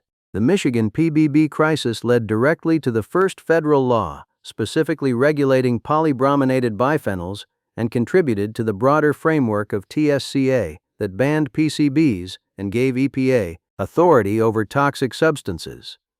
PBBs are now banned in the United States, The Michigan contamination was not negligence in the ordinary sense. It was a labeling and storage error at a chemical facility, made possible by the absence of the regulatory infrastructure that would later require strict segregation of hazardous materials from food production inputs. Number 33. PCB containing carbonless copy paper. Carbonless copy paper, the office paper that produced duplicate copies without carbon, interleaves between sheets, was widely used through the 1960s and 1970s. The technology involved microcapsules of dye dissolved in a solvent that broke under writing pressure to transfer the impression to the sheet below. In the dominant formulations of the era, the solvent was a PCB mixture. Every office, bank, and government agency that used NCR paper, the dominant brand, was handling PCB-containing paper daily. The PCBs migrated into the paper and into the waste stream when it was disposed of. Workers at paper recycling mills that processed it accumulated measurable PCB levels in their blood. Congress banned the manufacture of PCBs in 1979, ending production of PCB-based carbonless copy paper. The paper already in use was consumed over time, and recycling mills encountered the PCB burden in the waste stream for years after production stopped.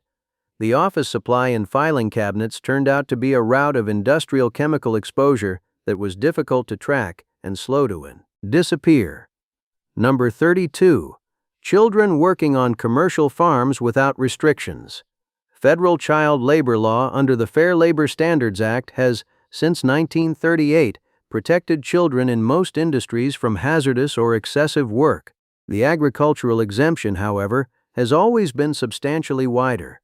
Through the 1970s, children as young as 12 could work on farms with parental consent, and children of any age could work on their family's own farm without restriction as to hours or hazard. The FLSA's agricultural provisions set minimum age requirements lower than those for other industries and permit hazardous agricultural work at 16 rather than the 18 required in non-farm settings. Migrant farm worker children who picked alongside their parents were doing legal work, sometimes as young as 10, on non-family commercial farms with parental permission. Domestic child farm worker protections remain weaker under federal law than protections for children in other industries, a disparity debated in Congress for decades. In the 1970s, a 10-year-old picking crops in California's Central Valley was doing legal work in conditions that, in a Chicago factory, would have been a federal violation. The carve-out that made it legal then remains largely in place today. One pairs Datterheisching, Neembo Maimjo, Monheims, number 31. Lindane-based lice shampoo for children. Quell was the prescription head lice treatment of choice for American families through the 1970s and 1980s. Its active ingredient was lindane, a chlorinated hydrocarbon insecticide that killed lice and their eggs effectively. Pediatricians prescribed it routinely when school-aged children came home with lice, and parents applied it according to instructions, rubbed into the scalp, left for the prescribed time, rinsed out. It was the standard treatment. Lindane is an organochlorine compound classified as a probable human carcinogen by the EPA. It is neurotoxic at sufficient doses and absorbed through skin. The FDA restricted lindane-based lice products to prescription only in 1995 and added a black box warning, its most serious label designation, in 2003, recommending against use on infants, young children, the elderly, and anyone with low body weight. In 2023, the FDA withdrew approval for lindane shampoo and lotion entirely, citing safer alternatives and the ongoing risk of neurotoxic adverse effects. The prescription a pediatrician wrote in 1977 was appropriate to the standard of care then. The same prescription is no longer a legal option. Number 30. Children's product safety, the decade that changed everything. The 1970s was the decade when the regulatory framework governing the safety of children's products was built from near nothing into something resembling today's system. The gap is most visible when you hold the products of 1970 against the standards of 1985. In 1970, a baby crib could have slats wide enough to trap an infant's head, corner posts that snagged clothing and caused strangulation, and lead paint on the surfaces the child chewed. A toy could have small parts a toddler could swallow. Pajamas could be made from fabric that ignited and burned too fast to escape. The Consumer Product Safety Commission was created by Congress in 1972, 2 years after OSHA. In its first years, it moved through products with documented injury histories: cribs, sleepwear flammability, toys with small parts, baby furniture with strangulation hazards. Tennessee's 1978 child car seat law triggered the cascade that reached all 50 states by 1985, and the 1978 lead paint ban ended lead in household paint. The child who grew up in a 1973 household was surrounded by products sold with no systematic safety evaluation. The decade that followed built the standards, one injury report at a time. Number 29. Organomeria fungicides on seed grain. For decades through the mid-20th century, seed grain intended for planting was treated with organomeria fungicides, methylmercia and ethylmercia compounds, that prevented fungal infections from destroying the seed before it could germinate. The treated grain was also extremely toxic if consumed, which required it to be clearly labeled and segregated from grain intended for food. In 1971 and 1972, one of the worst mass poisoning events in history resulted from organomercury-treated seed wheat in Iraq. An estimated 6,000 people were hospitalized, and at least 500 died after consuming bread made from treated grain distributed during a food shortage. The incident drove an international regulatory response. The EPA canceled registrations for organomercia pesticides for seed treatment uses in the United States in 1976. The American farmer in 1972 who handled methylmercia-treated seed grain was working with a product that required careful handling because its toxicity was understood. The infrastructure ensuring that understanding was enforced was assembled in response to disasters that had already happened. The Iowa farm and the Iraqi village experienced the same chemical differently, but the chemistry was the same. Number 28. Methylene chloride paint strippers for home use. Methylene chloride, also known as dichloromethane, was the active ingredient in the most effective paint stripping products sold to consumers through the 1970s, 1980s, and beyond. Applied to a painted surface, it penetrated quickly, blistered the paint from the substrate, and let it be scraped away. It worked faster than any alternative and was available at every hardware store. Methylene chloride metabolizes in the body to carbon monoxide. In enclosed spaces without ventilation, the carbon monoxide buildup can reach lethal concentrations without warning. The gas is odorless at toxic concentrations. Deaths during paint stripping in basements, bathrooms, and other enclosed areas were documented repeatedly through the decades of its consumer availability. The EPA banned methylene chloride paint strippers for consumer sale in 2019 after a rule-making process that had begun in the 1980s and was delayed by industry opposition for decades. The ban removed from shelves a product that had been sold for 50 years, that worked better than its replacements, and that had killed an unknown number of people in enclosed rooms while they stripped furniture with the windows closed. Number 27. Acrylonitrile in beverage containers. In the mid-1970s, the beverage industry was developing plastic alternatives to glass bottles. One candidate was polyacrylonitrile, a plastic that offered good barrier properties but presented a problem. Acrylonitrile, the monomer used to make the polymer, migrated from the container into the beverage at measurable levels, and acrylonitrile was a probable human carcinogen. The FDA banned acrylonitrile copolymer beverage containers in 1977 after its own research documented the migration of acrylonitrile into food and beverage contents at concentrations above acceptable limits. The ruling came before such bottles had reached widespread commercial deployment, limiting the duration of public exposure. The industry pivoted to polyethylene terephthalate, PET, which became the standard for plastic beverage bottles by the mid-1980s. The PET bottle you pick up at a gas station today exists in part because an earlier plastic formulation was evaluated, found to leach a carcinogen, and banned before it dominated the market. The regulatory process worked with relative speed, prohibiting the product before most consumers had encountered it. Number 26. Open burning of hazardous waste at industrial sites. Through the 1970s, many companies disposed of industrial chemical waste by incinerating it in open pits or unlined burn areas on or near the manufacturing site. Solvents, still bottoms, off-specification products, and contaminated process materials were burned in the open, producing smoke plumes containing whatever the materials and their combustion products generated.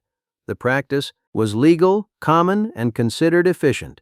The Resource Conservation and Recovery Act of 1976 and the Comprehensive Environmental Response, Compensation and Liability Act of 1980, known as Superfund, together established the framework that made open burning of hazardous waste illegal and created the mechanism for cleaning up the sites.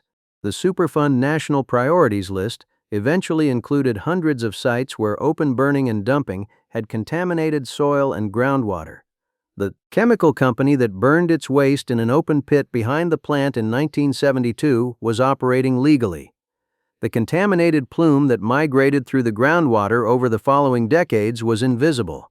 The neighborhood wells drawing from that aquifer tested clean until they didn't, and by then the company had often been sold, dissolved, or reorganized beyond reach. Number 25.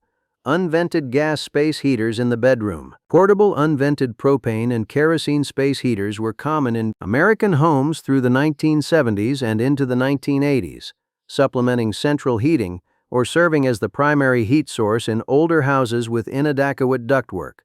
They burned fuel in the same indoor air the occupants breathed, releasing carbon monoxide, nitrogen dioxide, and water vapor directly into the living space.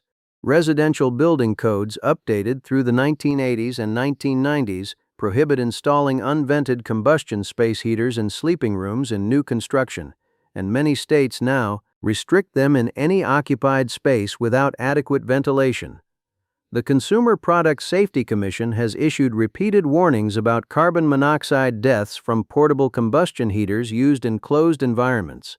The kerosene heater glowing orange in the corner of a 1974 New England farmhouse bedroom was solving a real problem. The house was cold and the fuel was affordable. The carbon monoxide it released into a room where people slept 8 hours was not something anyone was thinking about, because it is odorless, colorless, and produces death by a process that feels like sleep. Number 24. Lead seams in tin food cans. The food cans that lined pantry shelves in the 1970s were sealed with lead solder at the seam running the length of the cylinder. Three-piece tin can construction required a bonded side seam, and for most of the 20th century that seam was soldered with a lead-tin alloy. The lead was not meant to contact the food, but lead migrates. The acidic or salty contents of canned tomatoes and fruit juices leached lead from the seam over time, especially during storage. The FDA worked with manufacturers through the 1980s to phase out lead-soldered cans, with the transition to welded seams largely complete by 1991, and formally prohibited lead solder in food cans in 1995. Two-piece aluminum cans and welded steel cans replaced the lead-soldered design. The canned tomatoes on a pantry shelf in 1975 contained lead that had migrated into the food in quantities now considered unacceptable for chronic dietary exposure. Nobody was measuring it. Nobody was required to label it. It was simply how canned food was made. Number 23. Dumping sewage sludge in the ocean. For decades, coastal American cities solved the problem of sewage sludge, the solid left after wastewater treatment, by loading it onto barges and dumping it into the ocean. New York City was the largest practitioner, dumping millions of tons at a designated site in the New York Bight, a depression in the continental shelf southeast of the harbor. Philadelphia, Boston, and others did the same. The Marine Protection, Research, and Sanctuaries Act of 1972 began regulating ocean dumping, and later amendments tightened it. The Ocean Dumping Reform Act of 1988 banned ocean disposal of municipal sewage sludge. New York City, which had kept dumping under legal challenge through the 1980s, ended the practice in June 1992 when a federal court order forced compliance. The barge that left New York Harbor in 1975 with its sewage sludge was performing what officials considered a practical, accepted disposal service. The consequences for marine biology in the dumping area. documented through declining benthic organisms and contaminated bottom sediment, were not part of the municipal budget calculation at the time. Number 22. Releasing refrigerant into the atmosphere when fixing the air conditioner. When a home or automobile AC system needed repair in the 1970s, the standard practice was to vent the refrigerant, typically a chlorofluorocarbon like Freon R12 or R22, into the atmosphere. The gas was released, the repair was made, and fresh refrigerant was added. Nobody captured it. Capturing it required equipment most shops didn't have, and no regulation required.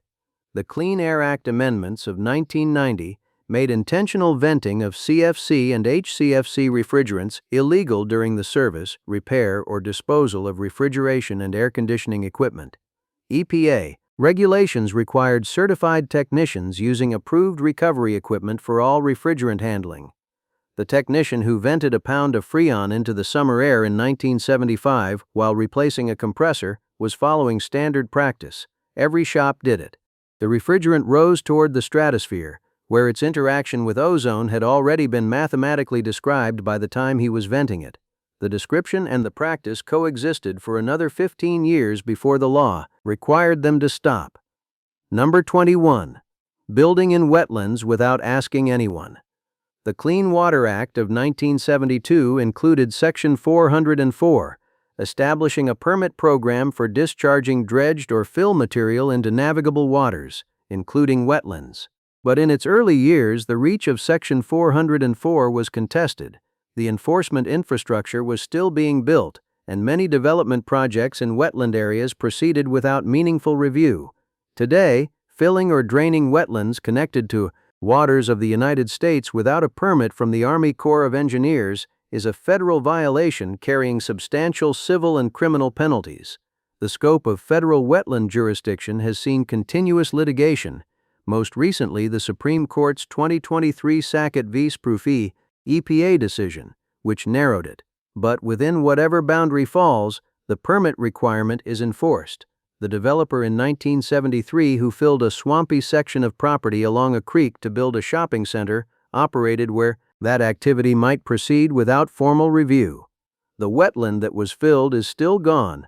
What it provided in flood control, water filtration, and habitat has not been replaced. Number 20. Swimming pool drain entrapment. The suction drains at the bottom of swimming pools and hot tubs create powerful inward flow to circulate water through the filtration system. When a body or hair is drawn against an uncovered or improperly covered drain, the suction can be strong enough to hold a person underwater, unable to break free. Drownings and near drownings from pool drain entrapment were documented through the 1970s into the 2000s, but no federal standard required anti-entrapment covers on existing pools. The Virginia Graham-Baker Pool and Spa Safety Act, named for the granddaughter of former Secretary of State James Baker, who died in a drain entrapment incident in 2002, became law in 2007. It required anti-entrapment drain covers meeting specific standards on public pools and spas, later extended through state codes to residential pools. The family that installed an in-ground pool in 1975 had a suction drain that presented a hazard the law did not require them to address. The covers that would later be required did not yet exist as a regulated product. The hazard was real. The regulatory response came 30 years later. Number 19. Spray paint sold to anyone without checking ID. Spray paint was, and remains, a vehicle for graffiti, and the connection between its availability and urban graffiti damage was well understood by the 1970s and 1980s, as graffiti on subway cars, bridges, and public buildings became a visible and costly problem. But restricting spray paint sales required both a legal mechanism and the political will to create it. Several major cities and states later restricted spray paint sales to minors or required buyers to be at least 18. Chicago's ordinance requiring retailers to keep the product behind the counter dates to 1992. California, New York, and other states have similar restrictions, and some localities require a log of purchases. Through the 1970s, a 12-year-old could walk into a hardware store and buy a dozen cans of Krylon or Rust-Oleum with no questions asked. The connection to what appeared on the underpass wall the next morning was not addressed by any age restriction. The restrictions that eventually arrived were local and state by state, not federal, and the product remains unrestricted in many jurisdictions today. Number 18. A home without a carbon monoxide detector. Carbon monoxide, produced by the incomplete combustion of any carbon-based fuel, is odorless, colorless, and lethal at concentrations that can build up in an enclosed space within hours. The home of 1975 had no detector because such a device did not commercially exist. The first residential CO detectors reached the consumer market in the early 1990s, once sensor miniaturization from the late 1980s made them affordable. Once they existed, legislative pressure to require them followed. Carbon monoxide poisoning is the leading cause of accidental poisoning death in the United States. 37 states and the District of Columbia now require CO detectors in residential occupancies, with requirements varying by state and building type. The family that ran a gas furnace, water heater, and range in a house with a partially blocked flue in 1975 had no device to warn them if carbon monoxide was accumulating. They might notice headaches and nausea, the early symptoms, and attribute them to the flue. The detector that would now alert them in time existed, in 1975, only as a concept in no one's garage. Number 17. Tobacco. From everywhere to almost nowhere. In 1970, about 37% of American adults smoked cigarettes, and they smoked everywhere, in offices, in cars, on airplanes, in hospital corridors, in movie theaters, in grocery stores, at restaurant tables, in television studios while on camera. The smell of cigarette smoke was the background note of indoor American life, so constant that most people had stopped perceiving it at all. The legal framework that pushed smoking out of nearly every shared indoor space was built incrementally over 4 decades.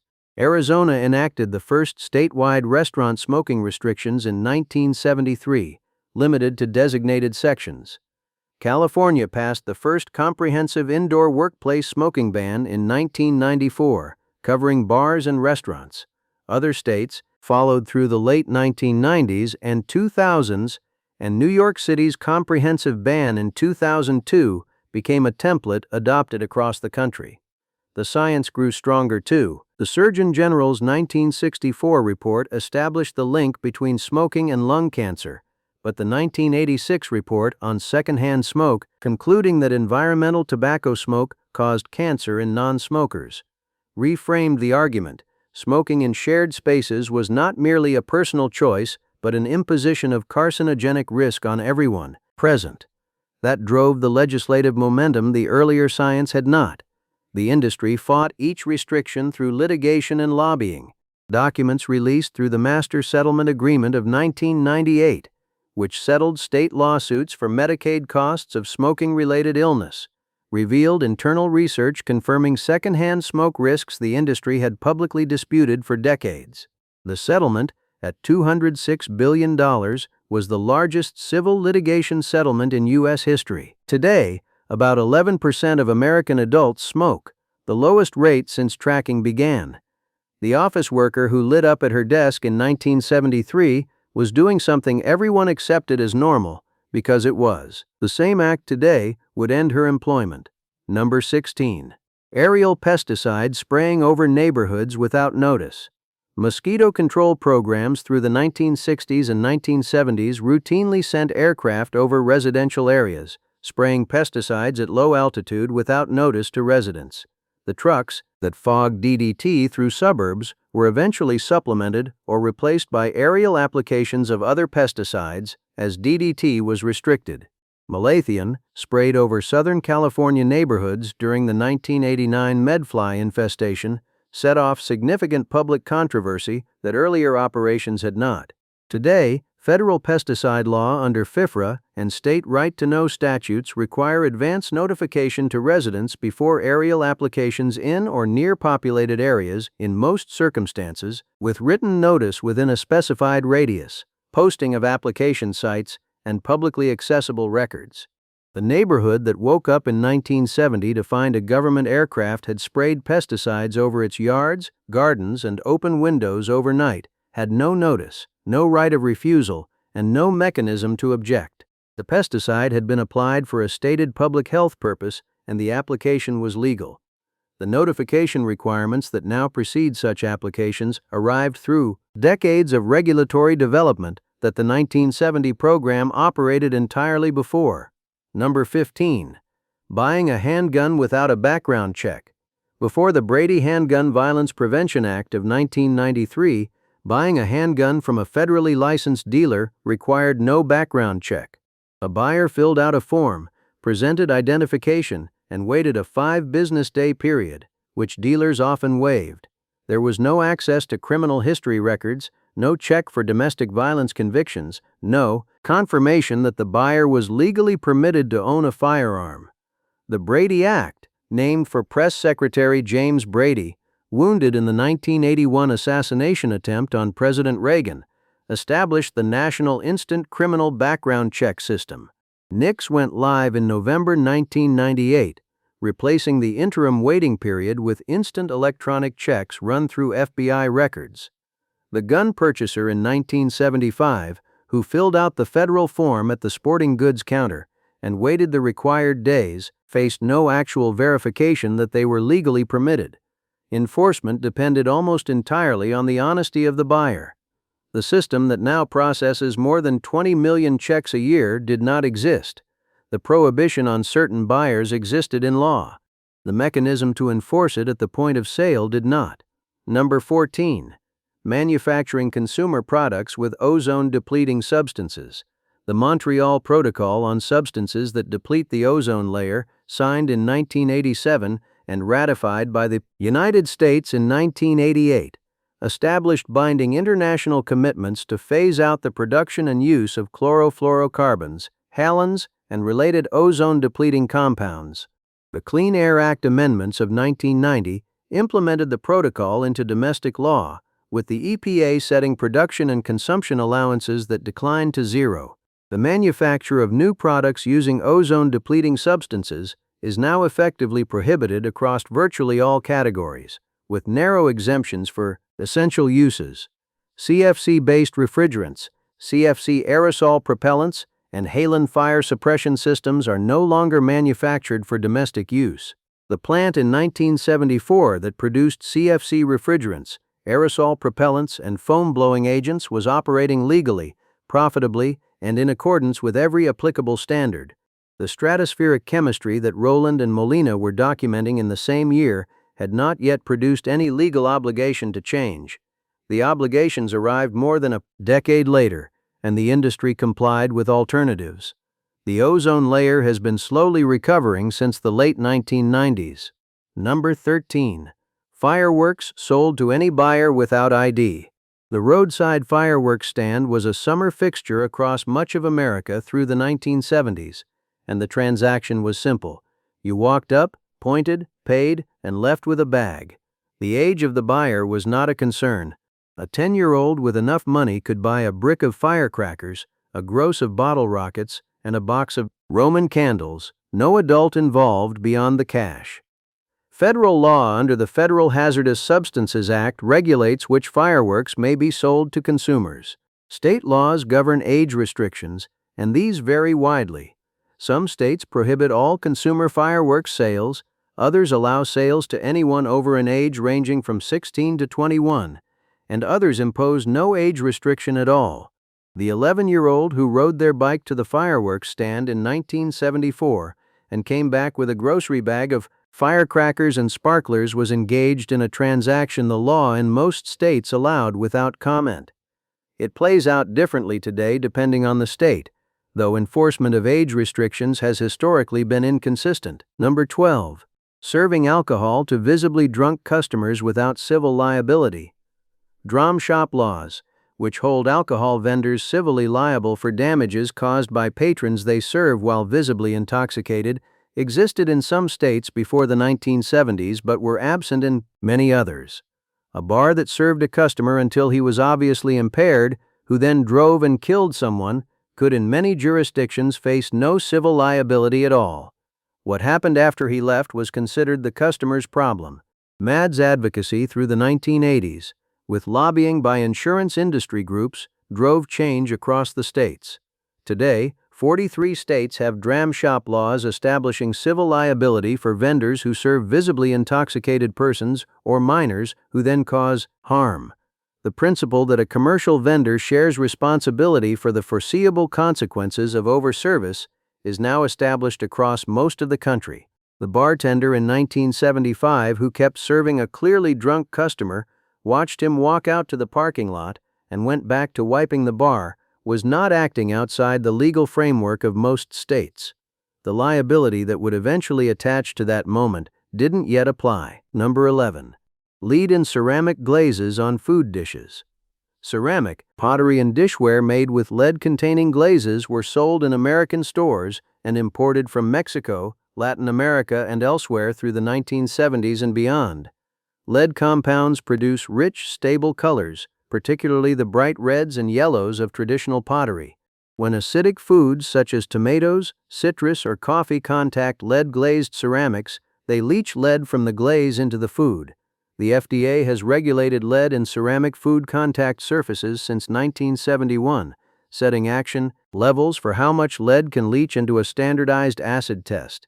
The standards have been progressively tightened, and imported ceramics that fail the test are barred from sale. Domestic production has largely ended, though informally produced pottery, antique items, and imports from regions with weaker standards remain potential exposure sources. The ceramic mug brought back from Mexico in 1974, the pottery bowl from an import store, the hand-thrown studio piece, all were potential sources of lead exposure that no label disclosed and no consumer had reason to suspect. The FDA tests that would now flag them didn't apply with the same clarity to the market of 1974. Number 10. Mercury switches in the home thermostat. The round Honeywell thermostat on the wall of virtually every American home from the 1950s through the 1990s contained, inside its circular housing, a small glass vial of mercury. As the bimetallic coil contracted and expanded with temperature change, it tilted the vial, causing the mercury to roll and make or break a contact that triggered the heating or cooling system. It was an elegant mechanism that required no external power and lasted for decades. Mercury thermostats are now illegal to install in new construction in many states, and many utilities and manufacturers run take-back programs for old units. The Thermostat Recycling Corporation, established in 1998, has collected millions of mercury-containing thermostats for safe disposal. Electronic digital thermostats now dominate the market. The mercury thermostat on the wall of a home built in 1965 is likely still there if the home hasn't been renovated. It still works, and it still contains mercury that, if broken or improperly disposed of, can contaminate the immediate environment. The engineering that made it last for 60 years is the same property that made removing it from the waste stream a regulatory priority. Number 9. Asbestos in the hairdryer. In 1979, the Consumer Product Safety Commission ordered a recall of approximately 2.3 million household hairdryers containing asbestos heat shields. The asbestos, used as insulation inside the housing to protect it from the heating element, had been found to crumble during use, releasing fibers into the airstream that flowed over the user's head. In effect, some hairdryers were blowing asbestos fibers directly at the faces of the people using them. The affected manufacturers included several major brands sold nationwide. The CPSC's action was among its largest recalls to that date by units affected. Manufacturers redesigned their products to use non-asbestos materials, and asbestos in household appliances became subject to increasingly strict restrictions through the 1980s. The hairdryer in the bathroom cabinet in 1975 may or may not have contained asbestos, depending on the brand and model, and nobody looking at it could tell. The recall came 4 years later. For those years, and for however long the device had been in use before, the people who dried their hair every morning with an affected model were receiving asbestos fibers the manufacturer had not warned them about. Number 8. Working at heights in construction without fall protection. OSHA's fall protection standards for construction have gone through multiple revisions since 1970. In the early years, the requirements for guardrails, safety nets, and personal fall arrest systems were less comprehensive and less consistently enforced than current rules. Workers in roofing, steel erection, and exterior construction routinely worked at heights with no fall arrest equipment. Fall injuries remain the leading cause of construction worker death in the United States, but the rate has improved substantially. OSHA's current standard, updated in 1994, requires personal fall arrest systems, guardrails, or safety nets for workers at heights of 6 feet or more. The roofer in 1973 who worked the ridge of a residential roof with no harness, no anchor point, and no safety net was doing the job the way roofers always had. The risk was understood as an occupational hazard, but the legal requirement to mitigate it didn't yet apply with the specificity and enforcement weight it would later acquire. Falls happened. They were recorded as accidents. The framework that would later classify the same incident as a preventable compliance failure was still being written. Number 7. Strychnine for backyard rodent control. Strychnine, the alkaloid from the seeds of the Strychnus nux vomica tree and one of the most potent naturally occurring poisons, was registered as a pesticide for rodent control in the United States through much of the 20th century. Grain treated with strychnine was available in agricultural supply stores for use against ground squirrels, gophers, and other rodents in both agricultural and residential settings. It killed quickly and effectively. The EPA canceled all residential uses of strychnine for rodent control in 1988, citing risks to non-target animals including birds of prey, predatory mammals, and domestic animals that might consume poisoned rodents, along with risks to children who might encounter treated grain. Above-ground agricultural use on certain species continued under strict conditions into the 2010s. Strychnine bait, placed in the backyard in 1975 to deal with the gophers destroying the vegetable garden, was a legal solution the hardware store carried. The hawk that ate the poisoned gopher and the family dog that found the bait first were casualties the framework of 1975 hadn't yet decided to prevent. Today's rodent control aisle carries entirely different active ingredients. Number 6. Children's aspirin sold without a Reye's syndrome warning. Throughout the 1970s, children's aspirin, flavored with orange or cherry and packaged in bottles that looked almost like candy, was the standard treatment for childhood fever and pain. Pediatricians recommended it. Parents gave it automatically for colds, flu, chickenpox, and any febrile illness. It was as routine a medicine cabinet item as thermometers. Reye's syndrome, a severe and often fatal condition involving rapid liver and brain swelling, was documented in association with aspirin use during viral illnesses, particularly influenza and chickenpox, through case reports in the early 1980s. The CDC, FDA, and American Academy of Pediatrics responded with advisories, and in 1986 the FDA required a Reye's syndrome warning label on all aspirin products. The requirement effectively ended children's aspirin as routine pediatric medication, with acetaminophen and ibuprofen replacing it. The bottle given to a child with a fever and flu in 1975 by a parent following pediatric advice was not negligent. It was the standard of care. The association with Reye's syndrome was not yet in the medical mainstream, and the label that would have said otherwise didn't exist. Number 5. Growth-promoting antibiotics in livestock feed without a prescription. From the 1950s onward, American livestock producers routinely added low doses of antibiotics including tetracyclines, penicillin, and erythromycin to the feed of healthy animals. The subtherapeutic doses promoted faster growth and improved feed conversion in cattle, hogs, and poultry, a significant economic benefit. No veterinary prescription was required. The antibiotics were sold as feed additives through agricultural supply channels. The public health concern was bacterial resistance. Decades of low-level antibiotic exposure across billions of animals per year created selection pressure for bacteria resistant to the antibiotics used in human medicine. The World Health Organization and U.S. public health officials raised the concern repeatedly from the 1970s onward. but the regulatory response was slow against agricultural industry opposition. The FDA's Veterinary Feed Directive of 2017 ended the use of medically important antibiotics for growth promotion, requiring veterinary oversight for therapeutic use. It arrived 40 years after the first serious public health calls for it.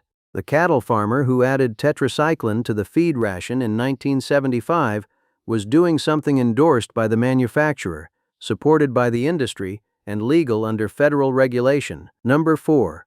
Pouring photolab chemicals down the public sewer. The darkroom was a fixture of the 1970s in high schools, community centers, newspaper offices, and the spare bathrooms of serious amateurs.